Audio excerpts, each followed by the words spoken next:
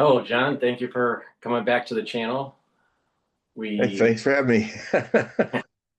so we're to remind the audience, we're live streaming on YouTube and also simulcasting on X Spaces. If you have a question, please type in the chat box your question or ask for the mic on X Spaces and we'll take all your questions. We prefer an interactive audience, so this show is for the audience, so please ask the questions.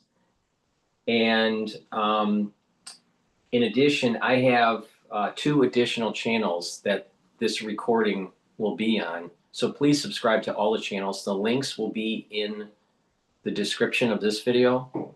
So please subscribe and help support the work by clicking the link to John's website to sign up for his periodical and also sign up for reading. We will remind the audience on what that entails. But as we continue, thank you for joining, John, and Yeah. how's things going?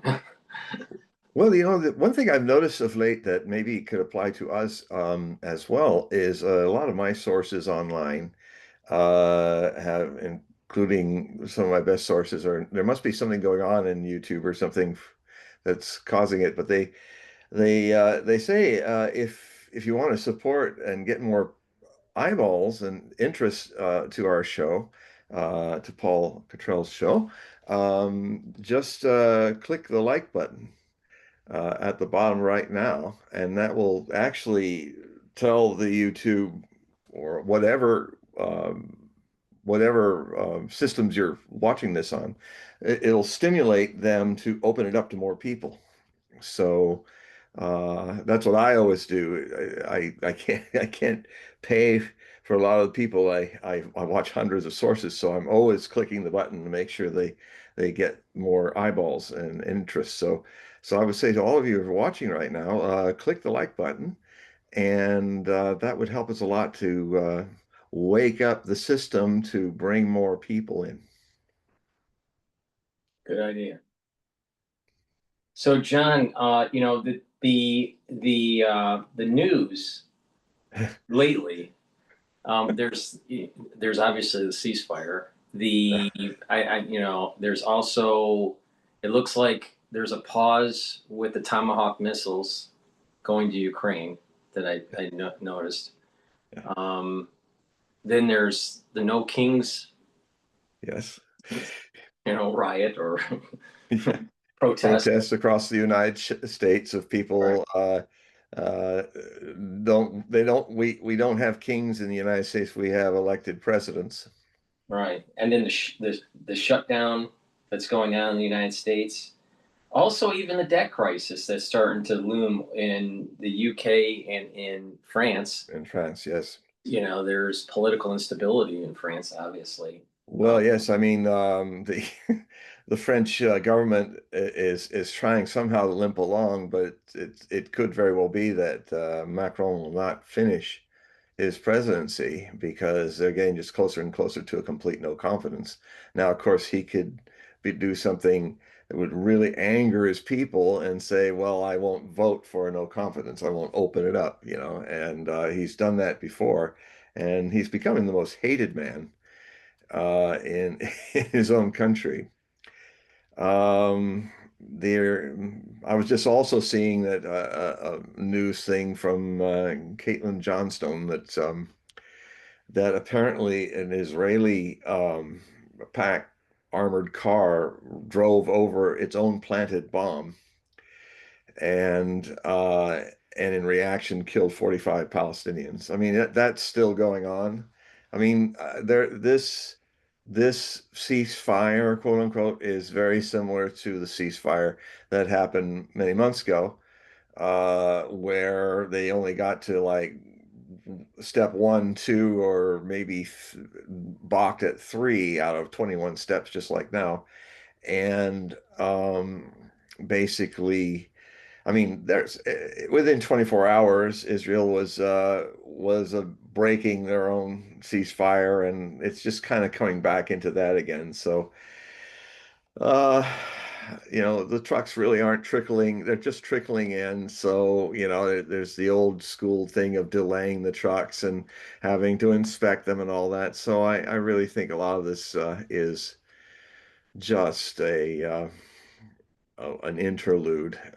I know that in some of the new articles I'm writing, which next week I shall be publishing later next week in my new Hogue Prophecy report, the September into October report, um, is that they're just basically not doing anything it's just people spinning their wheels. The whole thing with Trump and his uh, uh, trying to do these silly things with the Tomahawks.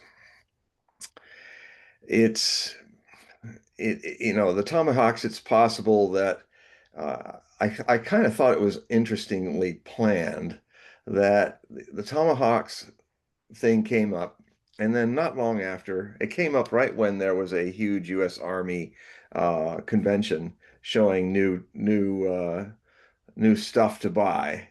And it just so happens that there is now from another industrial company that works for the military industrial complex. It's kind of an answer to this really foolish Typhoon system that it's allowed Tomahawks to be launched from land again. But it's such a big white elephant, massive, operatic, you know, like a 50-foot trailer that the Tomahawks peek out of, pulled by a great big truck, and then similar like 10 trailers for one of these things, and it only launches a total of 16 at one time, and it's got to be the biggest target that you'd ever see anywhere. And they have a few of them in the Philippines pointed at the Taiwan area in China, but I mean, they're such big things that they could be blown away in no time at all. And they're like billions of dollars. It's a classic example of military industrial complex waste, excess, bad function, and a lot of profits for some people. But once again, another weapon that is profit based and not use based. Which is the very nature of our military industrial complex, has been completely exposed since 2022 with all these weapons that are rusting in Ukraine that we've left flaming on the Ukrainian battlefields. And the Russian weapons are much better and much more advanced. We can only so the only amount that Trump of Tomahawks that Trump can even send will be between 20 and 50. Now, back to that little mid-October convention where they were showing some new equipment. Isn't it interesting that just when Trump was starting to talk about getting the Tomahawks in, there so happens to be trucks that have been built that are a little more intelligently built, a little more like HIMARS launchers that can fire at one time 4 large Tomahawk missiles from the back of the truck.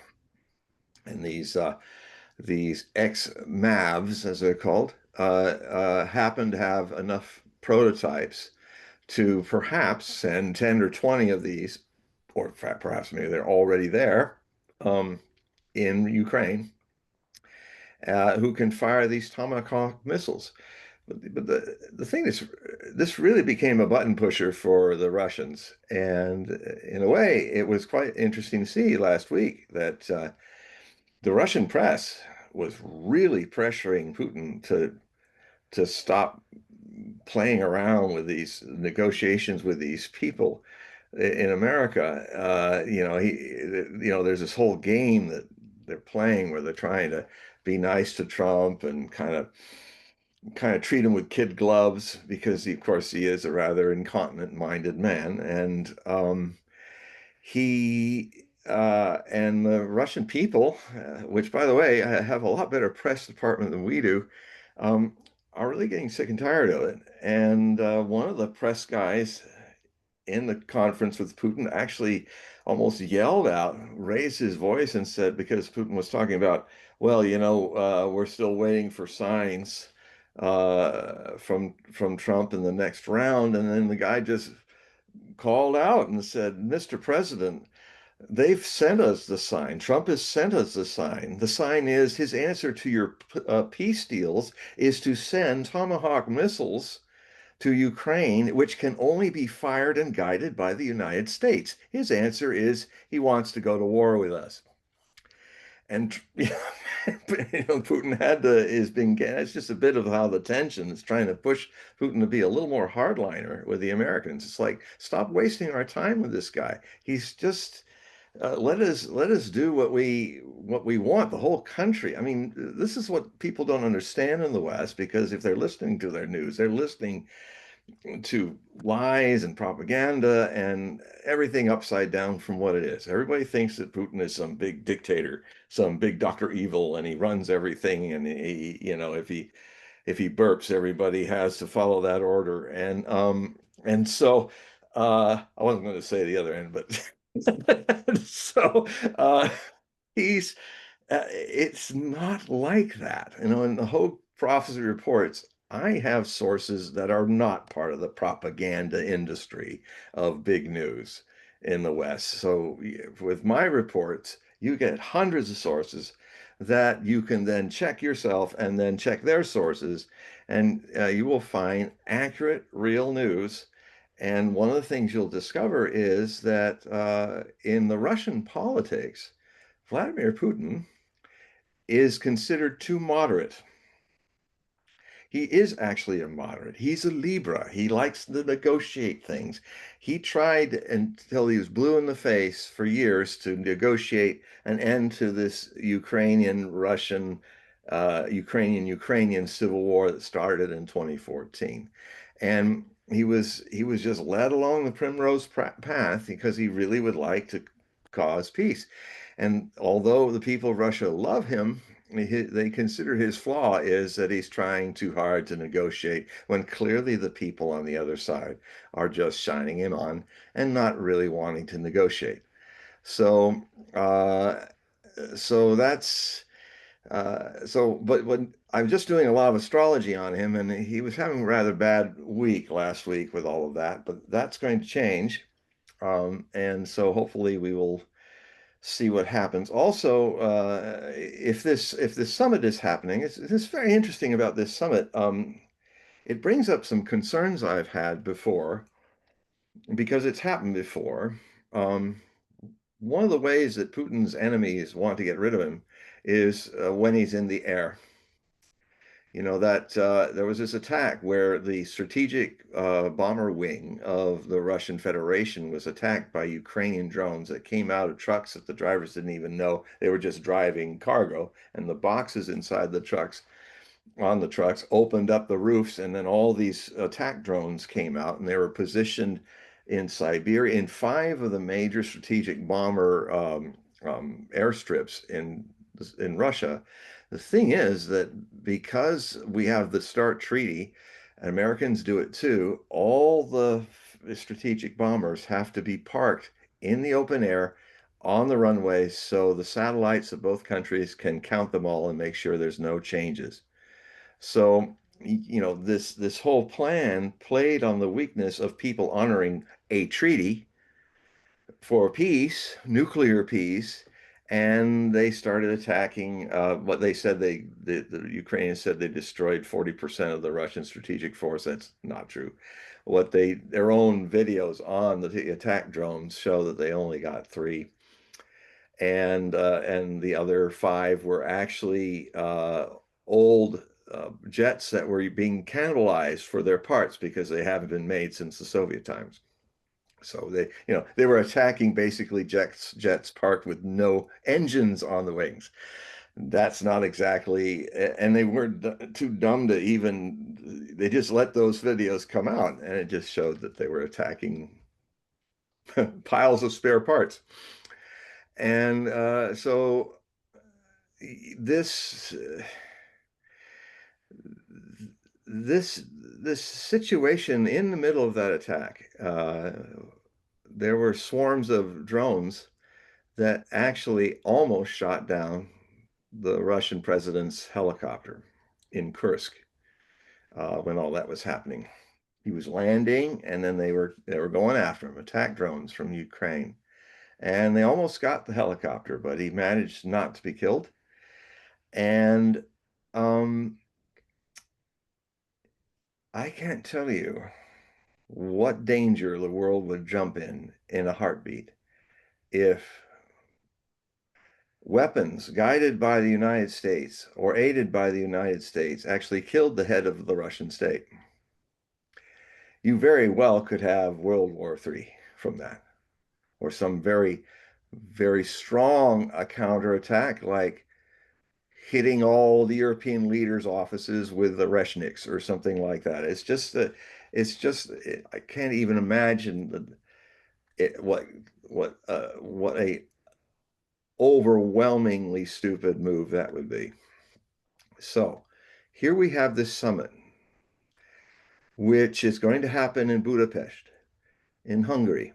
But the problem is that because of ICC and other courts who have kind of trumped up a whole thing about President Putin, he can't get out of Russia to a lot of places because if he lands in Europe, he will be arrested and taken to the Hague in a prison and for trial. Now, the issue that they would try him for is this really trumped up issue that he somehow separated children from their parents and brought them into Russia as some kind of way to just turn them into pure Russians or something like that.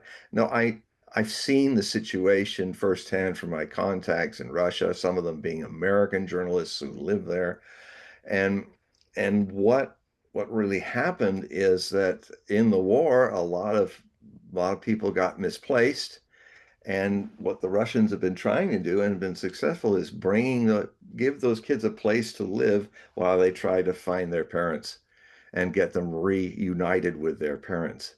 But the ICC went ahead and did this thing. It was purely a political motivation.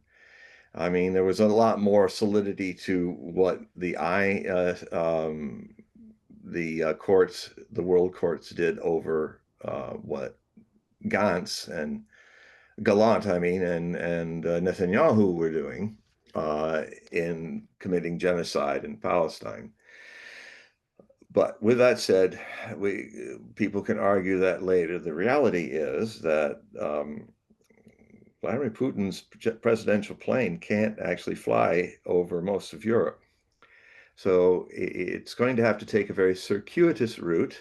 It's probably going to happen around Halloween or the first few days of November, this summit in Hungary. They're going to have to take a circuitous route from Moscow all the way down to the northeastern Russian coast of the Black Sea, where he will fly over that part of the Black Sea and over Turkish airspace, which is friendly.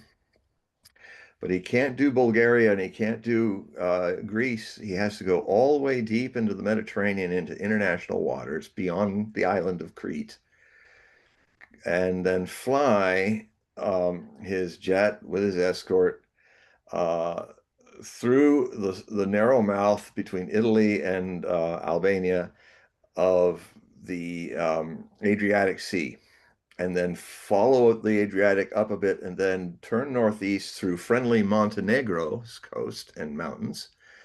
And then you go fly over Serbia to get to Hungary. Now,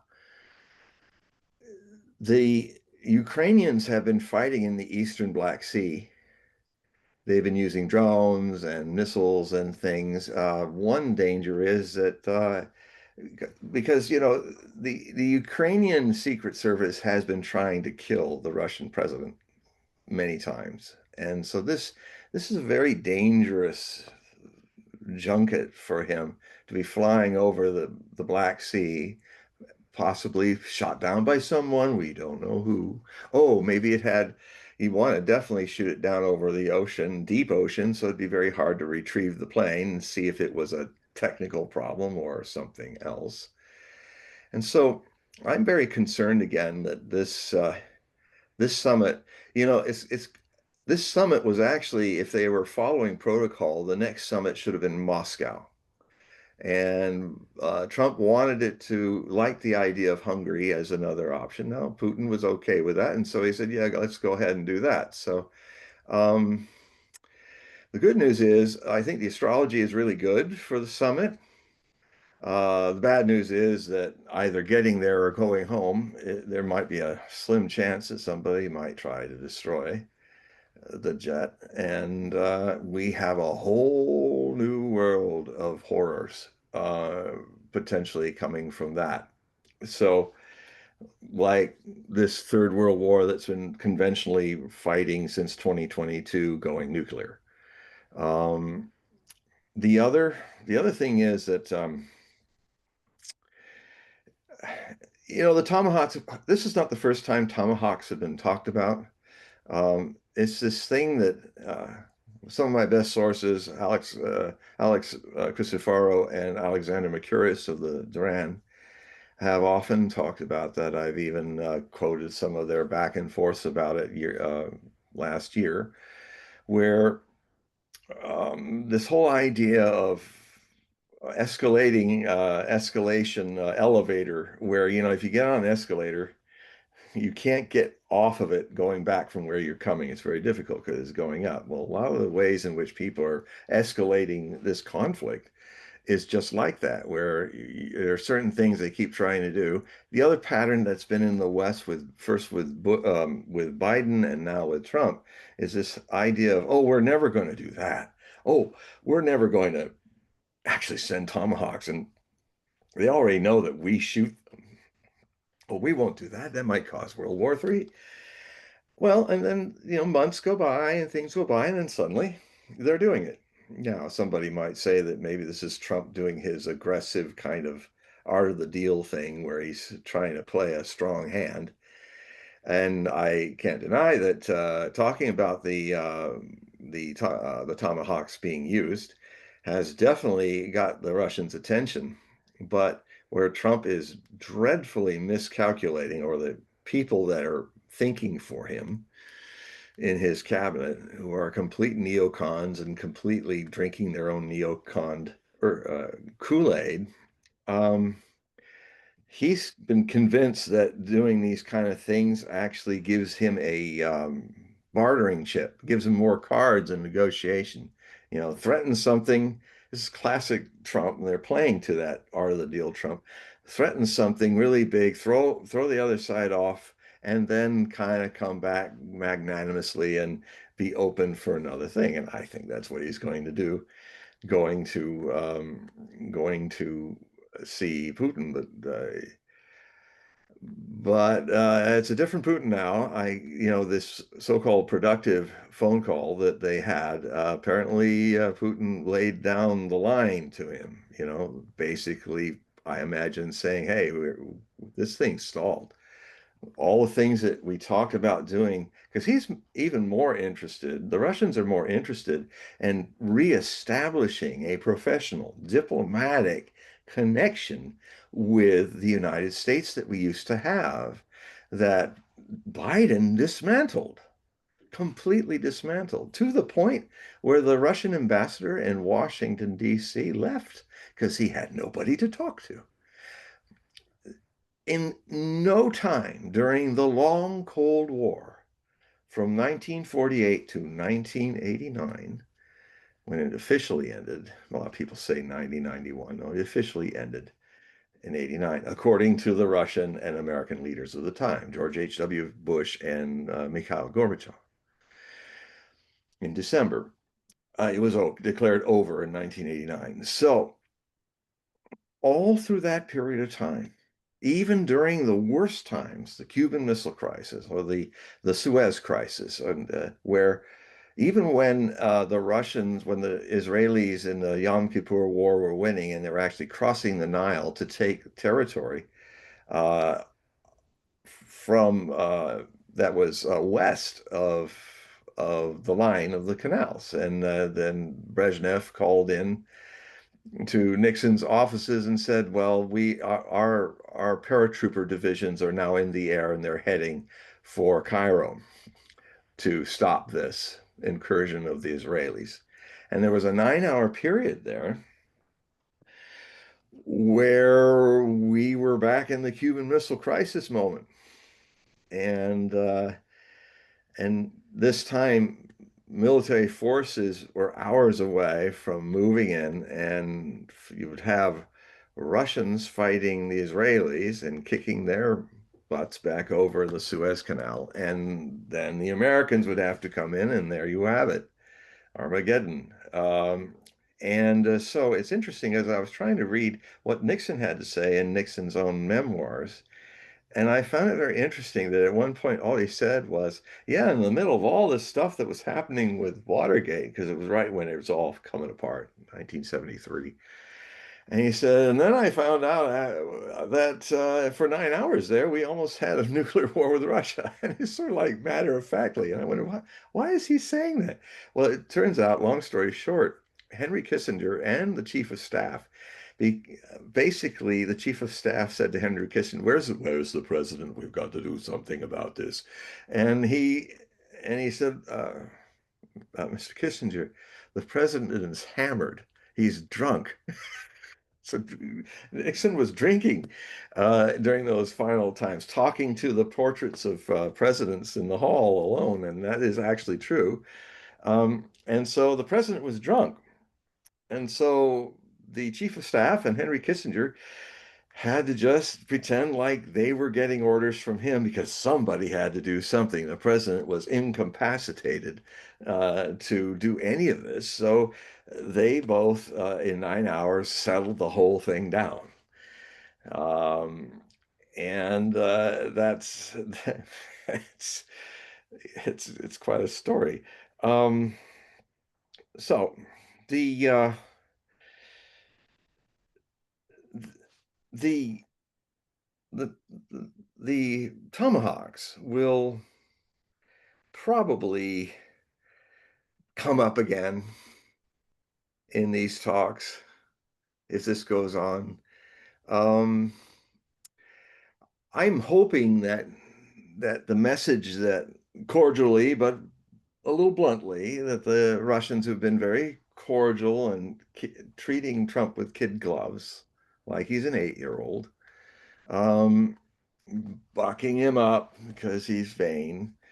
And because how else do you talk to him? This man changes his foreign policies according to the last person he was listening to. If Trump, if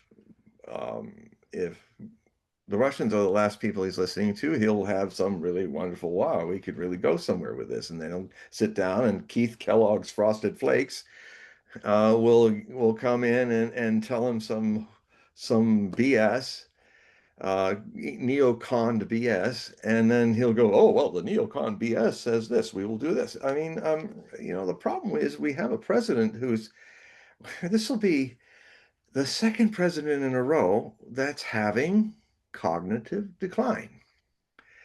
Uh, and he's not the same man. Sometime around March, he stopped being the guy who won the election. There was something faded.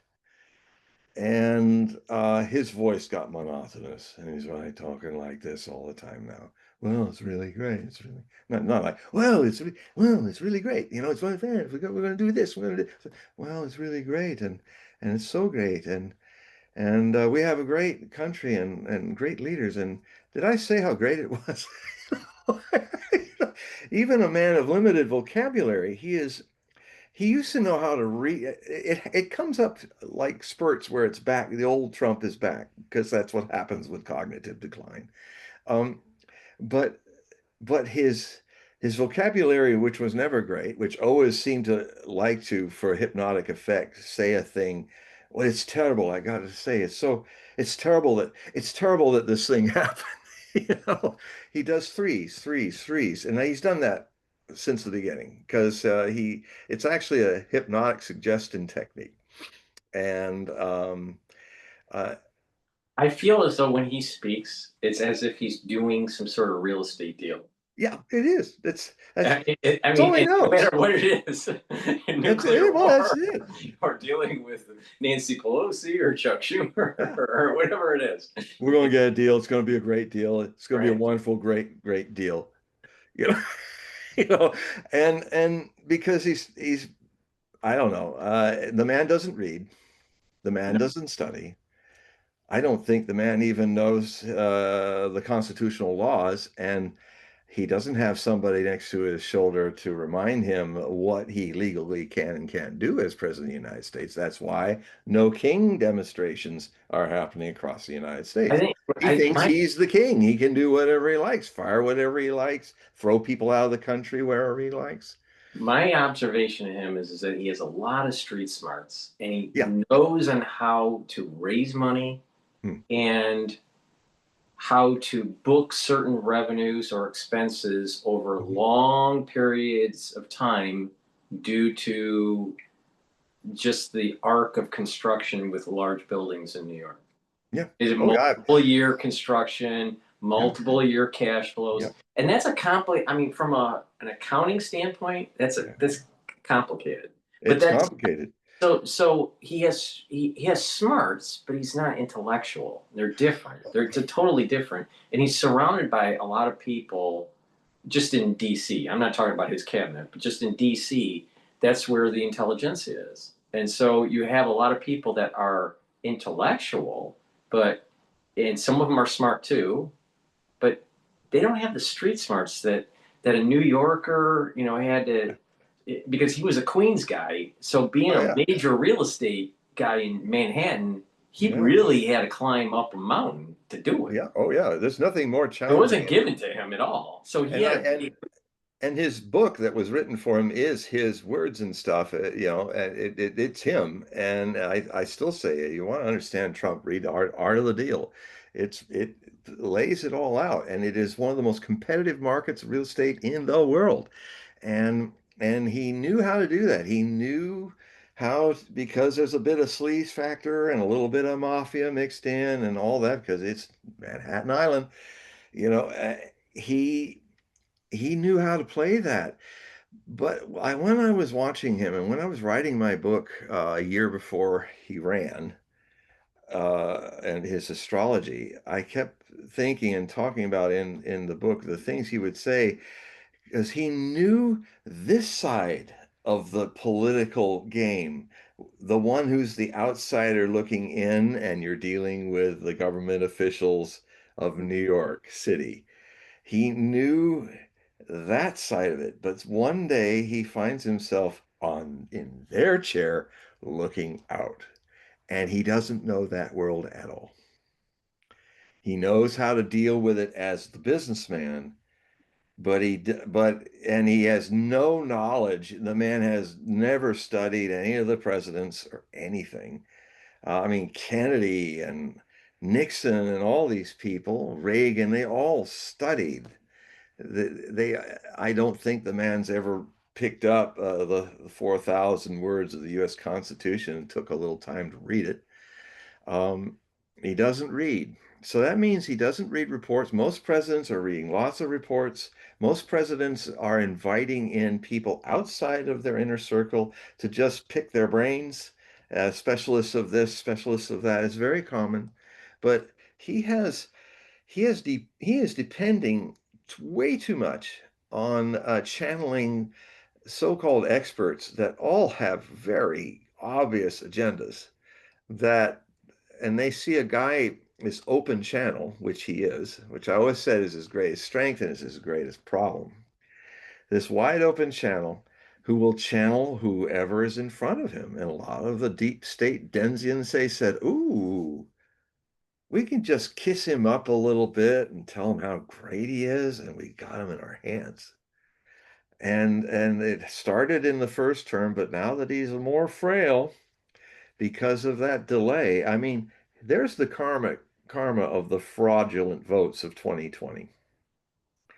That it and I write about it, that because Alzheimer's is in Trump's family. Oh, is it? I didn't know that. Oh yeah, it is. Yes, his father had it. His father had it and died of it. His older sister had it and died recently of it. And so I did the patterns of when the symptoms started to happen. The thing that's unfortunate about this delayed 4-year term is that Trump, before this term is out, will be in the same period that his sister was starting to show signs. It's the other there's cousins of Trump that have written books about the Alzheimer's in their family and all. So there's some of my sources. It's in the records of this. So Alzheimer's is very strong in his family, and it comes quick when it comes, and it comes maybe about now. Not stuff. For a long, long time, people would dispute that Biden had problems, but I some of my relatives have the strain of Alzheimer's in their body too. So you start to see the signs, and so it comes on slowly at first, and then it comes very rapid. And the tendency in his family is it actually comes more rapid than it did in Biden's case. Although Biden was already well into it by the time he became president. That's why they hid him in the basement for most of the time. And for some mysterious reason, he wins millions upon millions of more votes than anybody ever voted before. And of course, the all that whole game was the because of COVID shutting everybody down. Conveniently, that was there to make this pass. All the 50 states, most of which have never done ballots from home, mail-in ballots, all decided they'd learn how to do it. And they had just a few weeks to learn. And that just opened the whole situation to remarkable frauds that I have odious amounts of information just shows in different states that, and the reason why all the states never opened up their ballots for recounts, just like they did that for Florida, did that in the famous Florida recount in 2000. That's why I had objective proof that my prediction that if a recount happened, Al Gore would win by a very slim margin, but he actually won more votes than Bush Jr. And everybody's saying, "Oh, you're just trying to keep your streak going." I said, "Listen, don't project your ego on mine, okay? That's not what I'm about." And I said, "Just open up those and let's have a recount." I am still convinced from what happened in 2000 that if all the 50 states opened up those ballots, we're all still there, I think. It is a federal crime to dispense of them. I wouldn't be surprised that some of them have, especially some of the ballot piles that have one name on maybe 10,000 ballots that got passed. There's a lot of that, a lot of stuff like that going on. So there's possibility of 5 million ballots that were fraudulent. 5 million, and they almost all went to Biden. So, and then isn't it interesting that 4 years later, when everybody's a little more, well, we better not repeat that again, we might not be so lucky. Isn't it interesting that a lot of those ballots that were so extra didn't appear this time, for Biden? Uh, and so, one of the things that I'm writing about in my 9 articles that will be released next week is the tale of two. The first 2 articles are the tale of 2 Christian martyrs that triggered a hot civil war in the United States and one that might have triggered a cold civil war in our present day United States. John Brown, the preacher who went and raided the Harper's Ferry armory to try to get weapons with this little band of 21 guys to then pass throughout all the slaves in the northern slave state of Virginia. And it was overthrown, ironically, by a company of Marines led by Colonel Robert E. Lee. This was in 1859.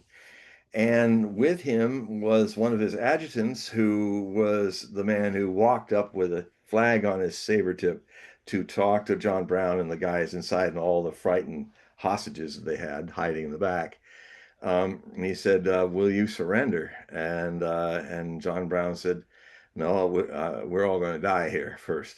And so he went back, and that man happened to be Jeb Stuart, Lieutenant, First Lieutenant, or Second Lieutenant Jeff Stuart, who ended up being the famous cavalry general of the Confederate Army. So it's interesting. Three icons, one a purveyor, a catalyst, and two icons of the Civil War were in that incident, which actually sped up the breakdown of.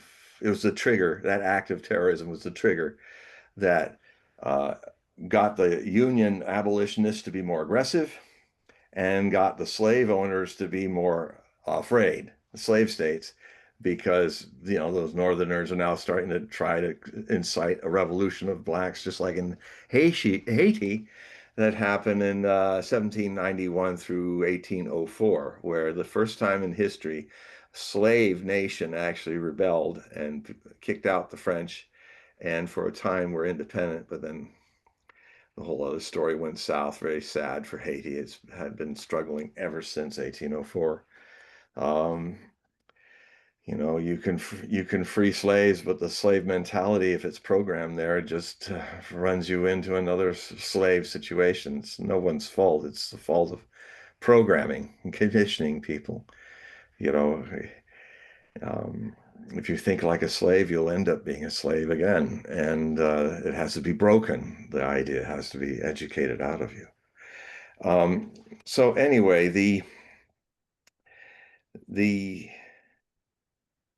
while all these moving parts are going on, where all this consideration of doing a summit in Budapest, which has some astrological positives in it for the two men that will be negotiating, but again, it's like um, it'll probably just go back to the same thing again, with a difference.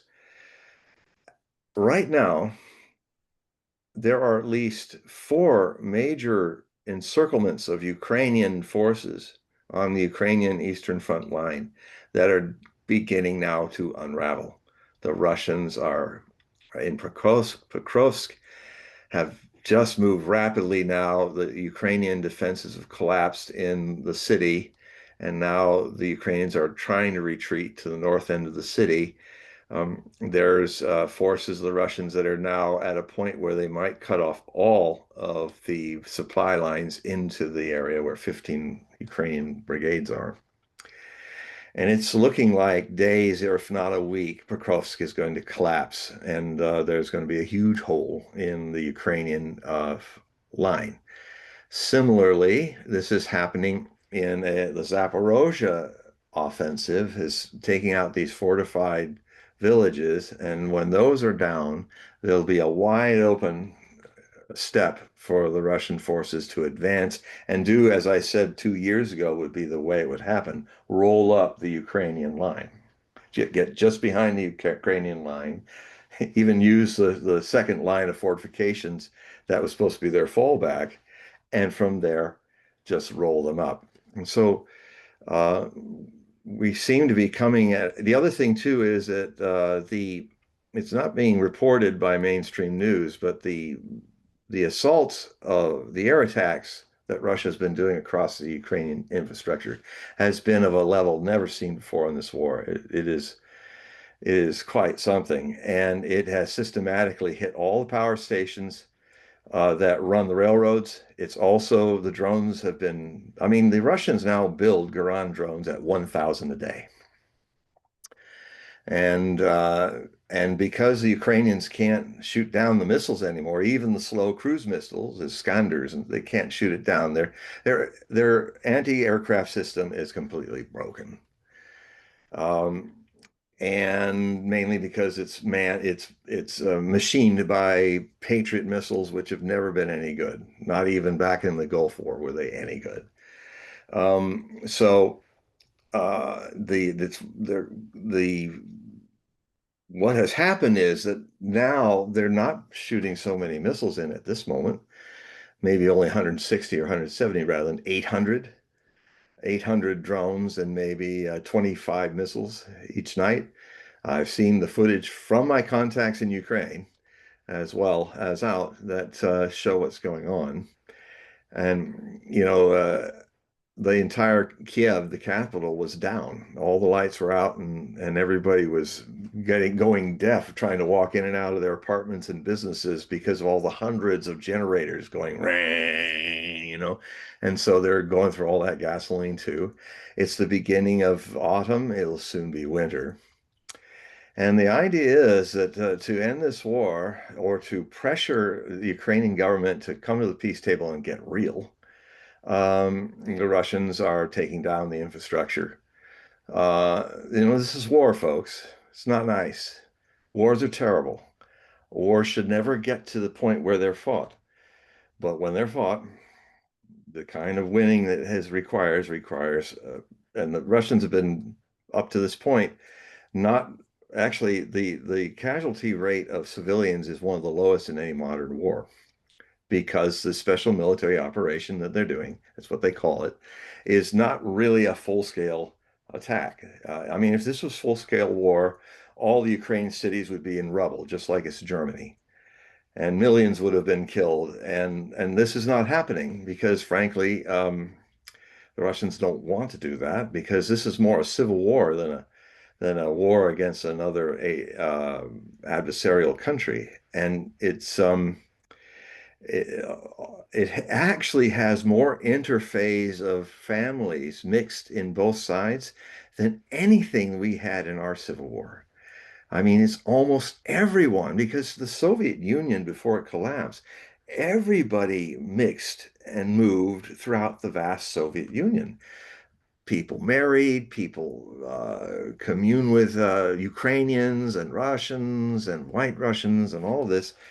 And so Ukraine has actually, as a country, never been an independent country. They've just been a larger province of the Ukrainian Soviet Socialist Republic at that time. And so this whole idea that Ukraine can be a country has problems because there's a whole lot of provinces that were added to Ukraine that aren't Ukrainian. And that's been the problem. And they were okay. I know because I watched thousands of hours of the people talking about this in the Donbass region. They said, "Yeah, I grew up here." I said, "Well, I'm a Russian living in Ukraine, and Ukraine's my country, and I'm fine with that. Let's just do that." But then what happened was that when the 2014 coup that we financed and directed that overthrew the democratic elected president of Ukraine, Yanukovych, who was a Russian Ukrainian, and replaced it with neo-Nazis of Sloboda and right sector, Banderistas, some of these people are the grandchildren of Hitler's best non-German allies in the SS, the Ukrainian Nazis, who did most of the hard work, did most of the managing of the death camps, and had a big part in being the people killing 50, 60,000 people in Babur Yar in 1941. This is a ravine outside of Kiev where 40, 50,000 people were told to meet there, and then they were systematically killed, mostly by Ukrainian Nazis. So, in my writing, I try to give you a context that will not be told you. I mean, I'm sure many of you who are listening to this show right now don't even know that Ukraine has a very serious fascist problem. And one of the reasons why this war, the civil war with the Russians happened is they weren't looking for it, but as soon as the US put another government in that nobody voted for in the democracy of Ukraine, yeah, maybe the nationalist Ukrainians were happy to have it forced upon everybody else in Ukraine, but 40% of the country, which was Russian, it wasn't a problem. They were living with the Ukrainians, but now you've got people in the government that say, I mean, put it like this way, what if we had a government where that was imposed upon us in Washington, and they decided that all the people that are woke should be eliminated, cast out of the country? Or let's put it another way. Let's say a dictatorial government imposed by another foreign country uh, put a president that we didn't vote for, but um, maybe he was pro-woke, and so the woke people are all happy to have him there, even though he never earned their vote. But he's going to go to war on all the rednecks in the red states and say, no, we're you can't think and practice your view of American politics. It's illegal now. Just like what happened with the Russians in Ukraine, the first thing that the Ukrainian Nazis did when they took over the government was, with our help, was say you can't speak Russian in any governmental building. You are forced to only speak Ukrainian. And then they started saying, we're not going to let you teach Russian in schools. You Muscovites, they started calling them, are not the same as us. You are secondary citizens in this country, and then what they did is start cutting off all the resources and just using it in the oblasts that were filled with Ukrainians. And then there's a province that's far west and deep into the Ukrainian area on the Black Sea coast that's called Odessa. Odessa has been for 300 plus years one of the most Russian populated cities in Russia. It's a port city. There, during the first stages of this new regime that was in there in 2014, a lot of people, Russian Ukrainians, peacefully demonstrated and had a little like people's camp, Russian people's camp, in front of the union buildings, tradesman building. And I remember seeing it happening. It did the night before they attacked them.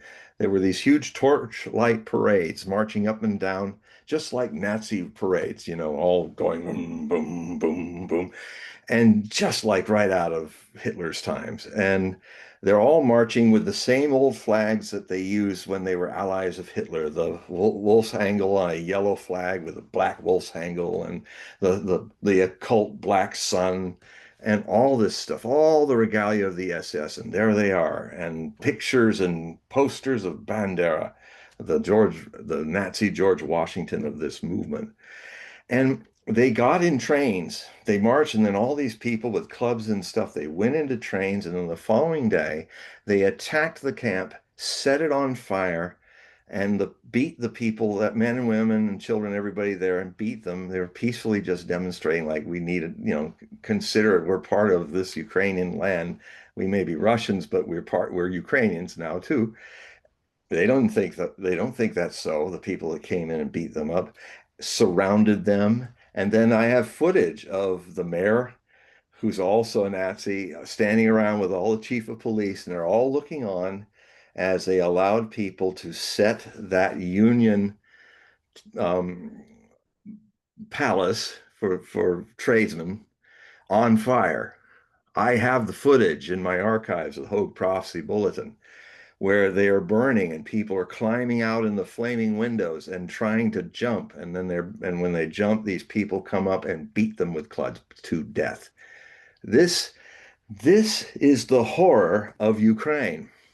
It's this that triggered the civil war, that triggered, by provoking Russia in 2022, the invasion. Because you see, this is another important thing to understand. Russia is not just a country. The Russian president is responsible for the Russian civilization. That means anyone who is Russian must be protected by the Russian Federation, including 1 million Israelis who used to live in Russia, Russian Jews who are there. They feel responsible for protecting the Israelis that are from Russia. And so when people were being murdered by the tens of thousands, massacred, shelled, tanks firing on civilian buildings. This was all happening between 2014 to 2022. And I saw it all and reported on it. And there was a whole lot of Ukrainian Nazis that didn't like what I was saying. So this this context, most of you don't have.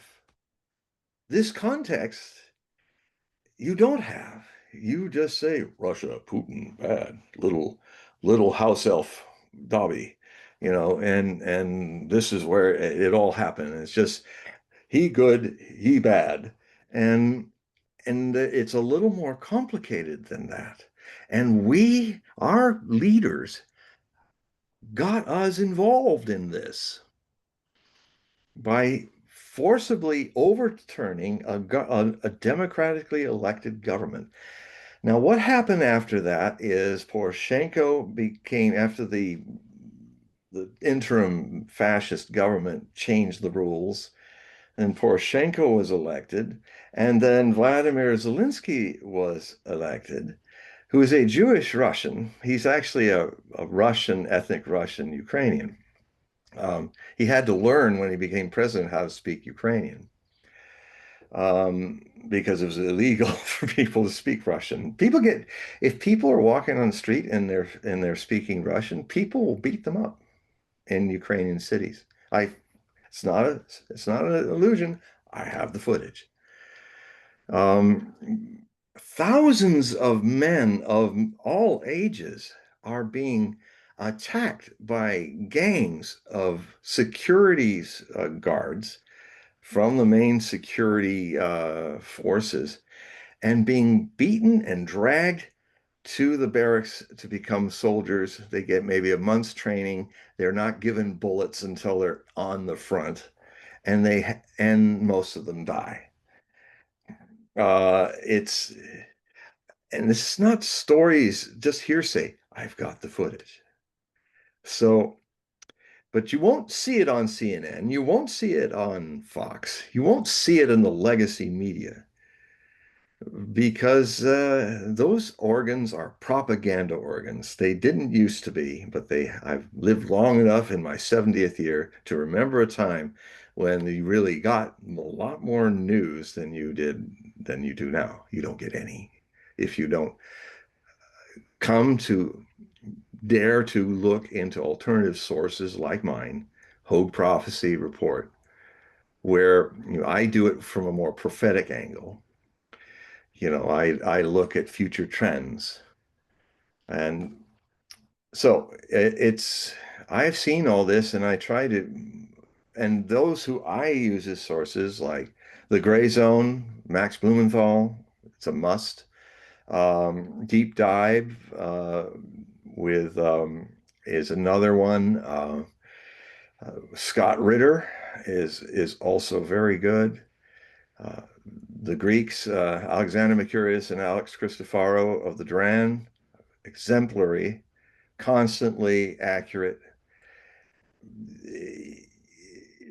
The main reason why this is so important from a prophetic angle is that I wrote a book once about a group of prophets spanning from the 7th century to the 17th, to a few from Nostradamus' time, including Nostradamus and Edgar Cayce, and so people from the 20th century, that all had a remarkably accurate record for predicting World War I and World War II. And some in ways that are so hard to do that it's very rare that any prophet can do that, where he names the year or how long it will last or what kind of weapons will arise. Now, one thing that happens, there's 3 world wars. They all see 3 world wars, not 2. So we may be in it now. And the most important vision that is so germane to how you are misinformed is that it starts, Matthias Stormberger from the late 1700s, who was a cow herder in Bavaria, and his stuff was later set down before he died in 1820 because he was illiterate. But he said in the Third World War, in one day, more people will die than all the wars human beings ever fought. And the people will walk with their eyes wide open into these catastrophes. Your eyes are wide open to bunk, and you're walking right into the catastrophe. And my work is to help you put a soul behind those eyes, where your only vision of the world is your own rather zombie reflection looking into your own cell phone with your head down, like a sheep eating grass. That's how you're eating your data. We are those people who are walking with our eyes wide open, completely uninformed into these major catastrophes. So I hope a miracle happens, something happens in this Budapest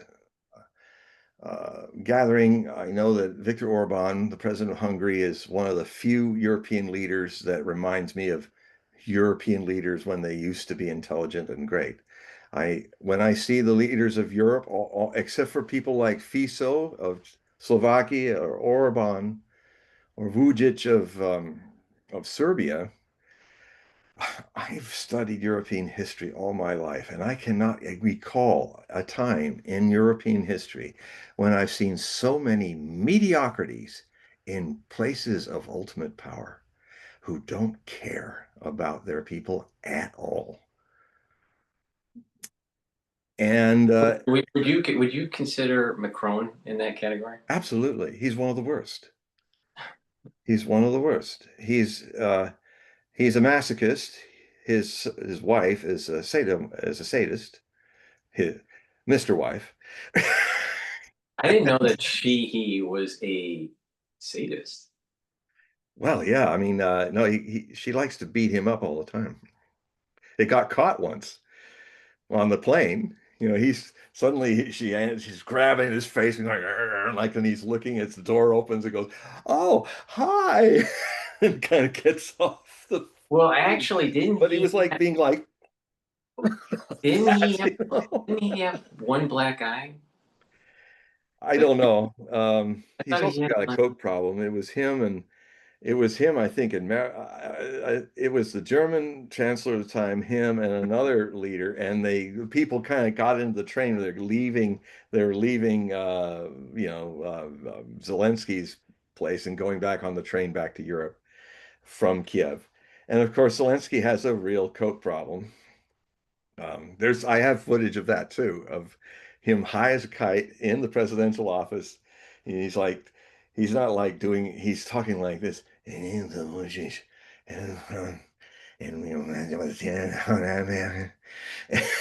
he's and he spins his chair and goes, oh.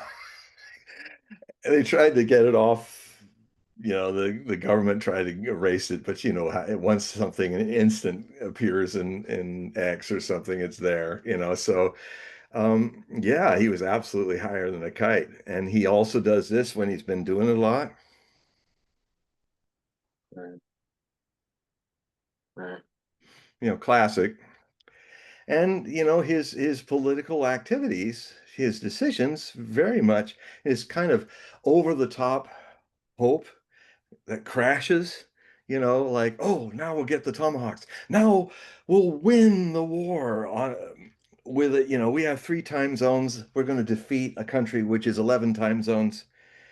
We have maybe only 20 million people left. Everybody else has left our country. They have more population because they're all coming out of Ukraine, 150 million. Um, our little army, which is somehow misplaced 2 million men, who are probably all dead, with only less than 600,000 active combat troops, up against nearly 1 million Russians. We're going to win that. 50 Tomahawks. Yes, yes. Oh, yes, even more. I see this coming. this is a druggie talking. This is the kind of degenerates that are that are running Europe. So these guys were all trying to hide the coke, and they all came in. Oh, and Macron kind of tries to put it under this and all. And it was definitely it was a bag of snow. They'd been snorting with, and then there was the spoon. The other guy had the spoon, and he had to kind of slowly tuck it under his hand. He had the coke spoon, and I mean, caught red-handed. This is your leaders in Europe, and Macron. French are a nuclear power. And then this Keith Starmer he looks like a twit that just came out of a Monty Python skit about the Twit Olympics, where they're all in their tweed and the fedoras and they're all, here now the next obstacle course. And he runs up to a mannequin that has women's underwear on. Is now try to unstrap the bra from the front. These guys are trying to unstrap the bra. It's Monty Python. And now try to shoot yourself, try to kill yourself, and he's missing. He keeps missing, and then finally, oh, he did it! And then there's a little mouse jump, and he said, now try to jump over this hurdle. And he's like going, woo. And so they're all going, oh, well, Keith Starmer should have been in that skit. He would have fit right in. I mean, just a few days ago when Trump was in Sharm el-Sheikh in Egypt, and then there were all the little seven dwarf vassals of the United States. The European leaders were all crowded, and he's on the podium, and he's saying, "Hey, where's Keith? Where's Keith Starmer?" Well, no, actually, he didn't. Where's the British leader? He couldn't even remember his name. And he's back there, and he's like, yeah, yeah, yeah. And then Trump looks back and, oh, yeah, you come on up. And he kind of goes, okay, well, here I am. And there's this one point when Trump's had enough of him, and he just shoulders him back and takes over the podium. And Keith just goes, well, gosh, okay. I mean, he's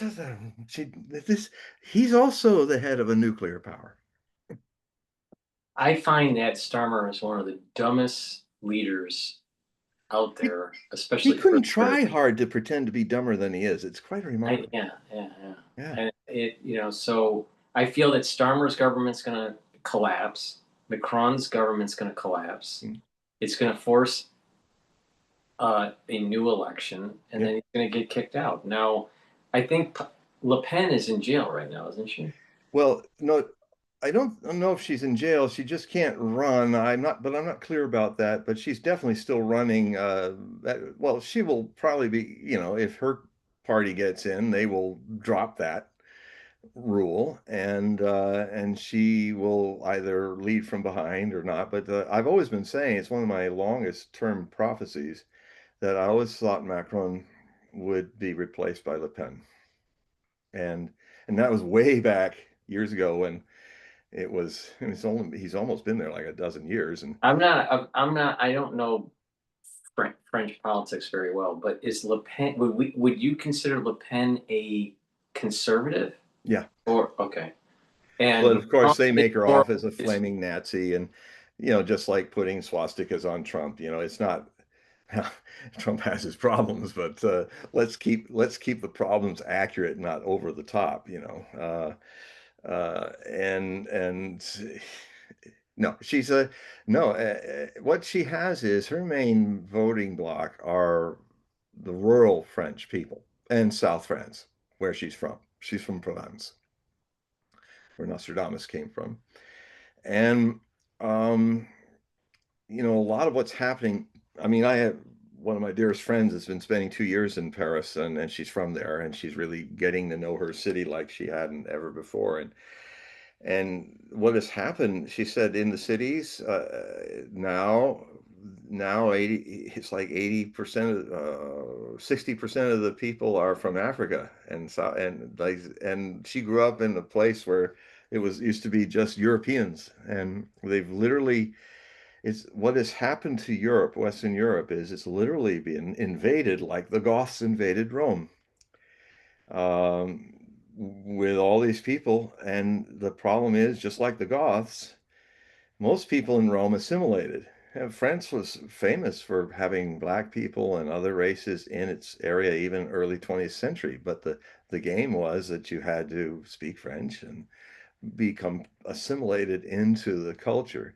And in a way, in we're a nation of immigrants too, and our it just was, well, yeah, you come to America because you like America, you like what it's doing, so I'm going to learn how to speak American. I'm going to vote and do the things that Americans do. So there was a feeling when people came here that they wanted to be here and be Americans. But what's happening in Europe is all these people are coming there and they're saying, okay, now you have to follow our Sharia laws. All you European women who are showing too much of your bodies, you have to put shrouds over all of you. It's literally like they've come as invaders. Say, we don't like your culture. We're going to bring our own and just crowd you out. And that it's harsh to say, but that is exactly what's happening in There's a Paris. term, I don't know, I don't remember the term, but there's a term that Islam has where you lie to the public to infiltrate a society to push for a caliphate. They use a term. It's Yes. forcefully lying to the Yeah. public, and people are saying that Mamdani. These are individuals that know Sharia. All right, Hmm. but they've moved away from their religion or are more secular, Hmm. and they are saying that Mamdani is doing Ah, that's this interesting. particular thing. For That there's anybody who doesn't know, that's probably your next mayor of New York. right, right. Yeah, city. And yeah, it could be. You know, every every form of a religion-like organization, even atheism, can be considered a religion by some people, an anti-religion religion. You know, Mm-hmm. the I agree with my master Osho when he said the priests and politicians are the mafia of the soul. When they're not living the teaching, but using it as a way to exploit others and gain power over others.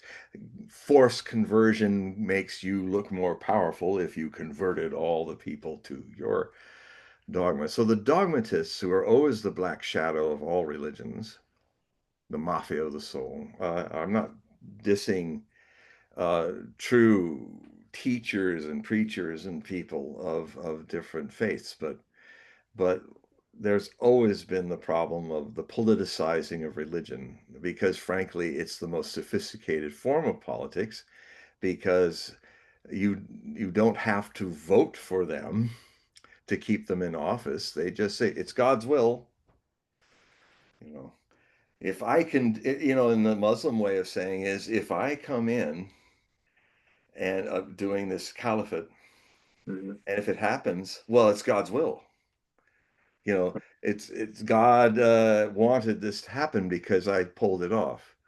It's like this great line in this marvelous actor who plays Salahuddin, one of my favorite Muslim warriors from the medieval times who fought the Crusaders. Even when I was a kid, I was just really interested in him. And there's this remarkable actor in Ridley Scott's Kingdom of Heaven, which I highly recommend. If you haven't seen the director's cut, it's a whole different movie and it's a masterpiece. It's one of Ridley Scott's unknown masterpieces. If you see the director's cut. Well, anyway, he's got the Caliph of the Sunni sects, played by a Mexican actor, really convincing. And of course, he's nagging Salahuddin, the commander of the forces of the Safavid Empire, I think, and which were fighting off the Crusaders in Jerusalem. And he's saying, basically, but you still haven't taken Jerusalem. And then he was pointing out all the problems, and he said, but before I came, he said, it must have been God's will that I came because your commanders before did not know how to march an army in a desert by following the trail of wells. He would take the army out to thirst. Who then brought me here to change this? Who but God? Who but Allah uh, gave me this brain to think rightly and win where you had no winners? You know, who but God? Inshallah, God willing. I, I mean, it's interesting is the I mean, it's a very interesting, almost revolutionary concept for Western religions. This concept of Allah is a um, is not to be made into a statue and worshipped. In fact, Muhammad rose out of the Arabian civilization of that time, which is all animist. They worship idolatry and different many gods. And and one of the first thing he did when he finally was able to win a victory and get back to Mecca is that he went in and had all the statues torn down. That's where that all started. It was it was considered blasphemy. And and the concept, as at least as I'm trying to understand it through my being entering into Muslim world through Sufism, I'm a worlder, uh, is is the concept that um, Allah is not really embodied. Allah is like a presence, like a vast source of everything. And although there's levels of that in Yahweh and other parts and the Semitic religions that have been the source of most of our major religions, uh, even Christianity really had its start from the Semitic peoples. Um, the other thing too is that I've noticed in my living in the East and the West is that a strange balance that's actually coming into a harmony that wasn't there when I started these searches going to India in 1980 is that I came growing up in the West. I, of course, grew up with Christianity and Judaism and Muslims and all of that. But I find that there's a simplicity in Western religions that seems to counterbalance the West's domination in complex technology. And when I went at the time I was going into Asia, which changed a lot since 1980, I noticed that in India, everything, the religions were remarkably sophisticated, but people lived in mess and crowds and not a lot of technology that was even created by them, but they started to learn and they started in all the times I would visit India. I saw India rapidly change.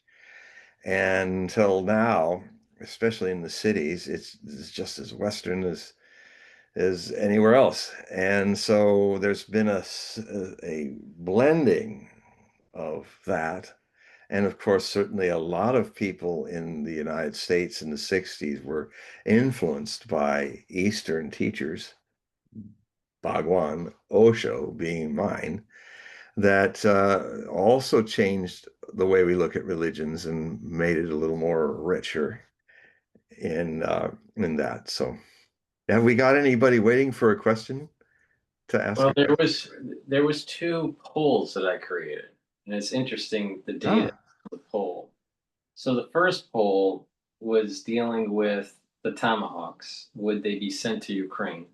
So 60% of 10 voters, it's a big sample size, right? six, But yeah. 60% thought that the Tomahawks would be sent. 40% thought that they would not be.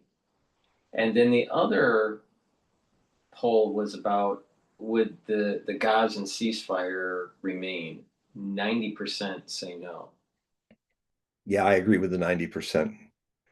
You were voicing your concerns 2 weeks ago about Yeah. how this thing might end up not working well, or if you Well, could let me refresh our minds about what you said then. yeah, let me expand on it. So I was concerned that the ceasefire was being pushed too fast by Trump's administration and that it coincides with my big worry in 2026 Yeah. because Rosh Hashanah will coincide with the Shabbos, and you cannot blow the shofar on Shabbos.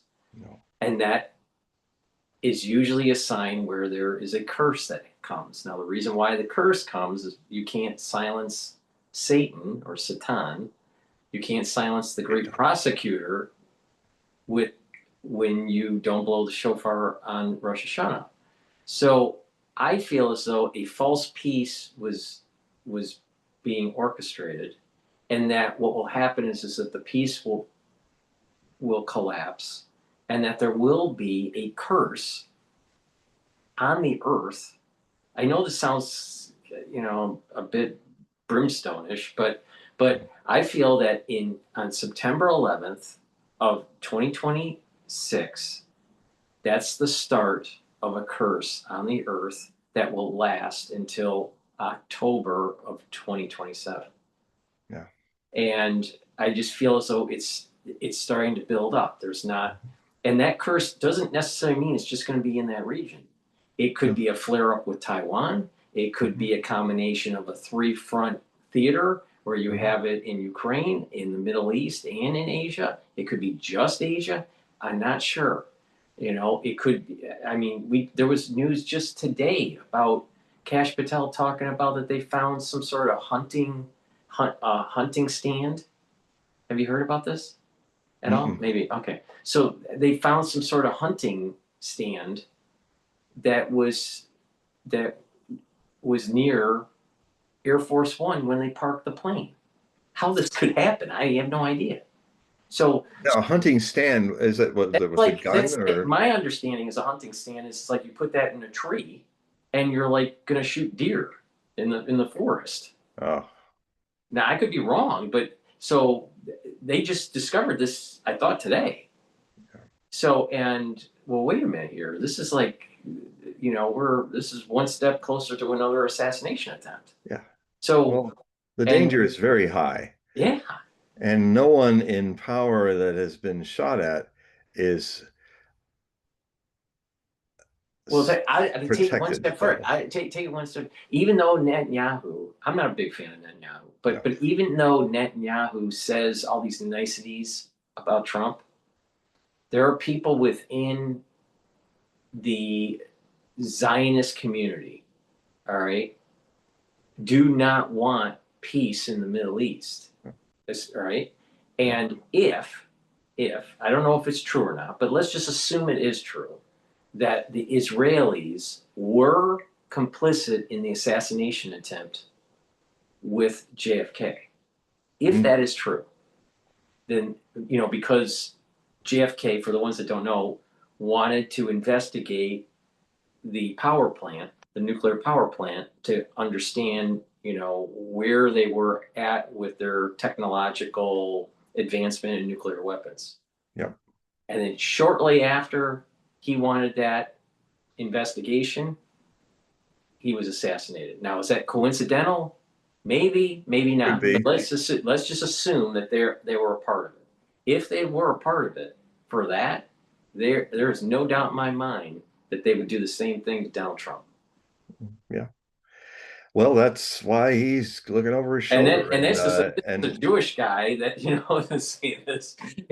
So I mean, so the point. So my concern here is that Trump, by pushing for peace with Kushner and some alignment with the Saudis and some of the other major players of the region uh, like the UAE and others, I would I'm very concerned about the safety of the president of the United States. yeah, I am too. It's not.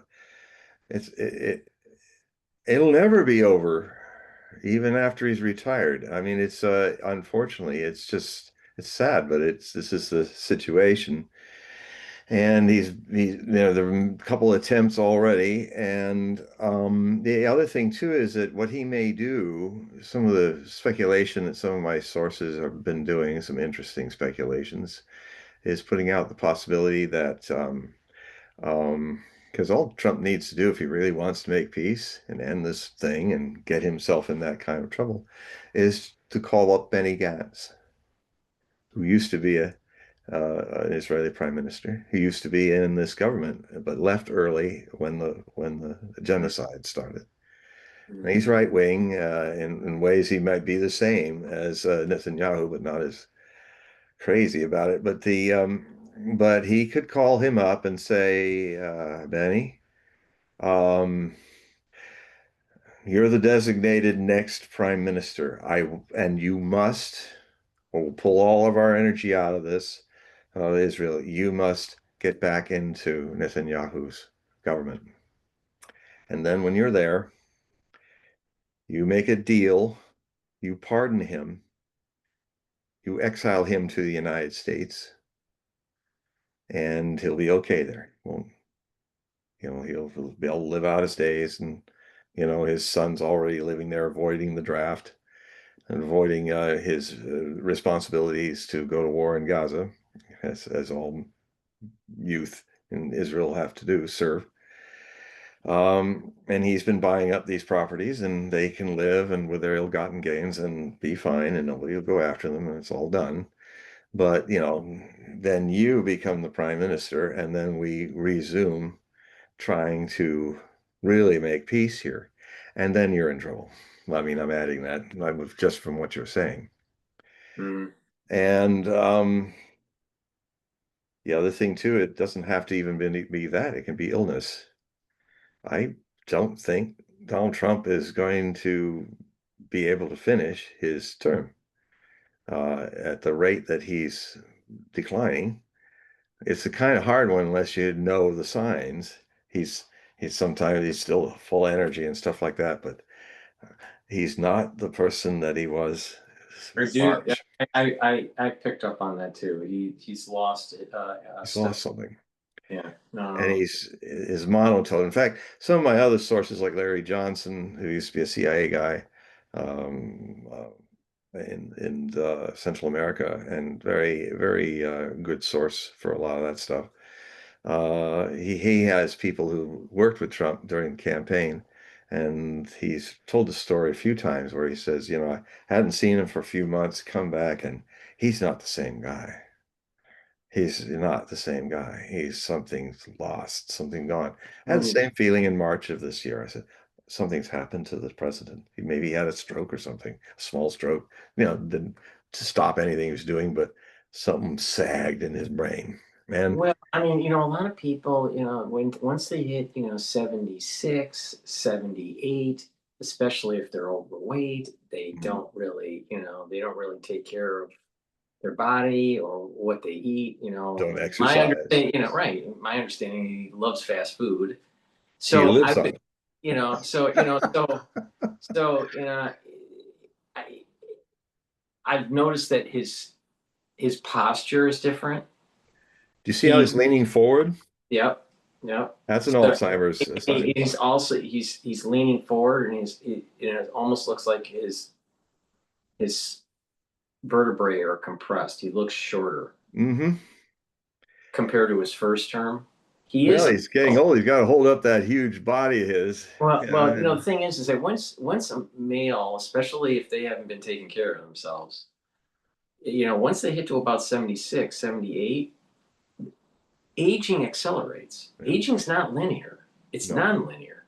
A lot of people don't understand this. I mean, it goes in waves.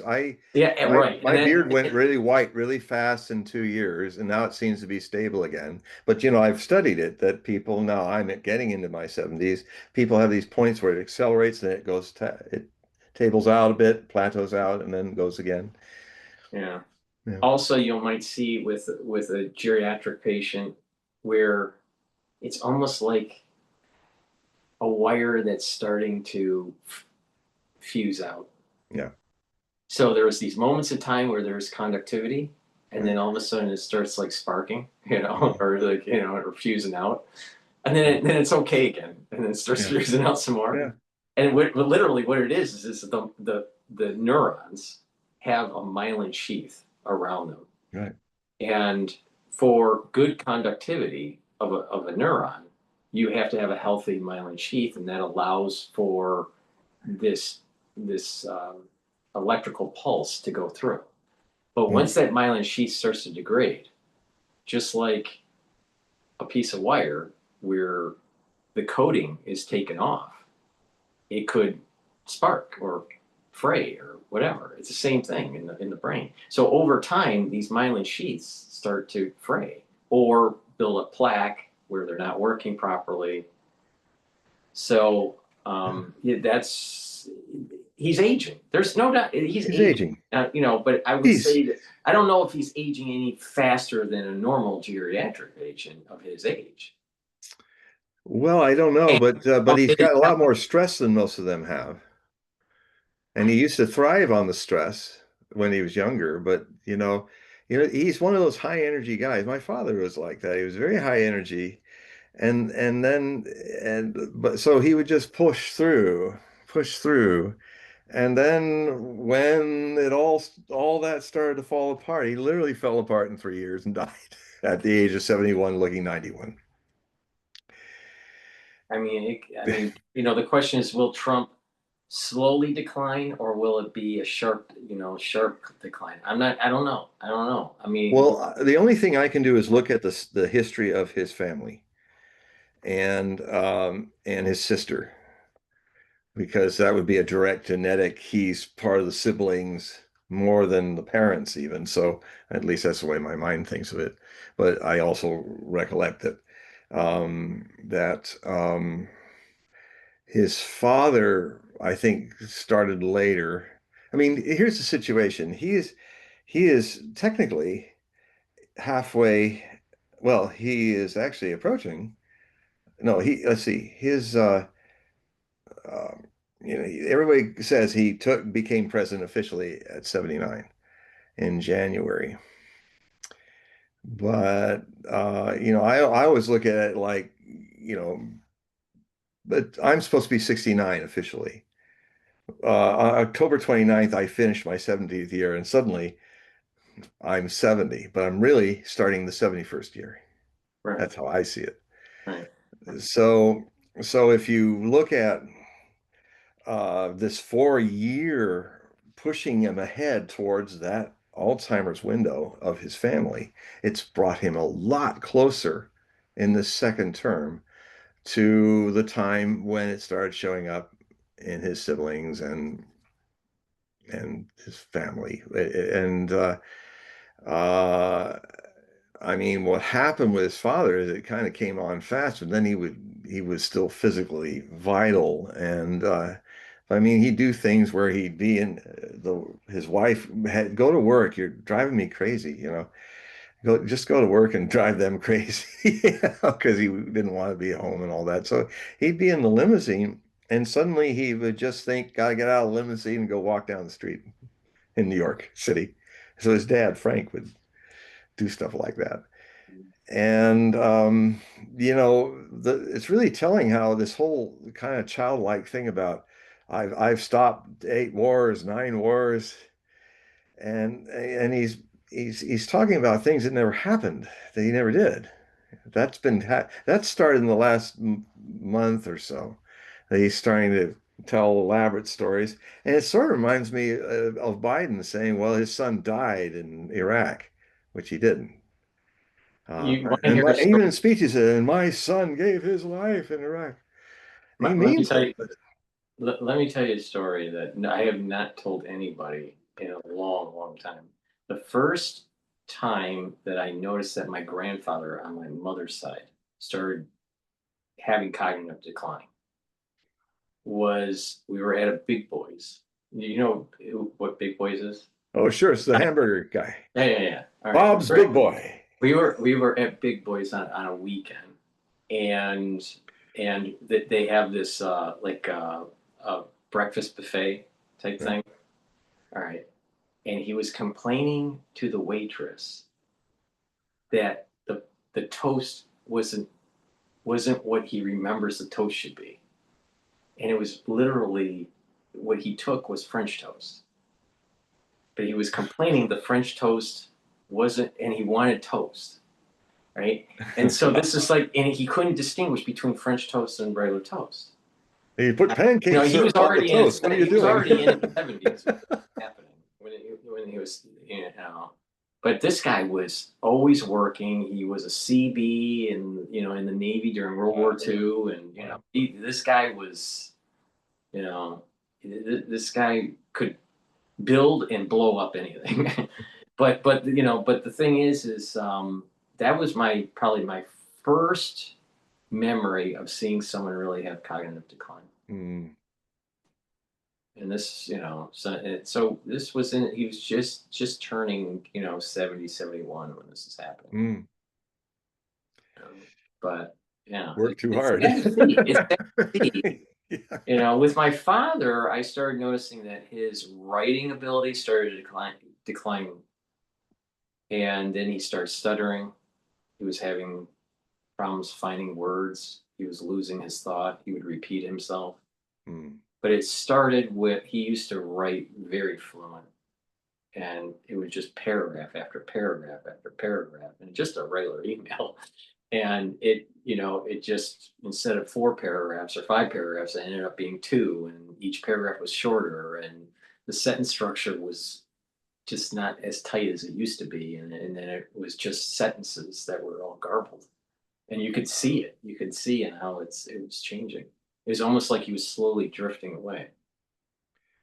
It's interesting in a study of meditation that, yeah, I've encountered people in India and stuff that were really old, but they'd been meditating all their life, and they seemed to be still had a clarity.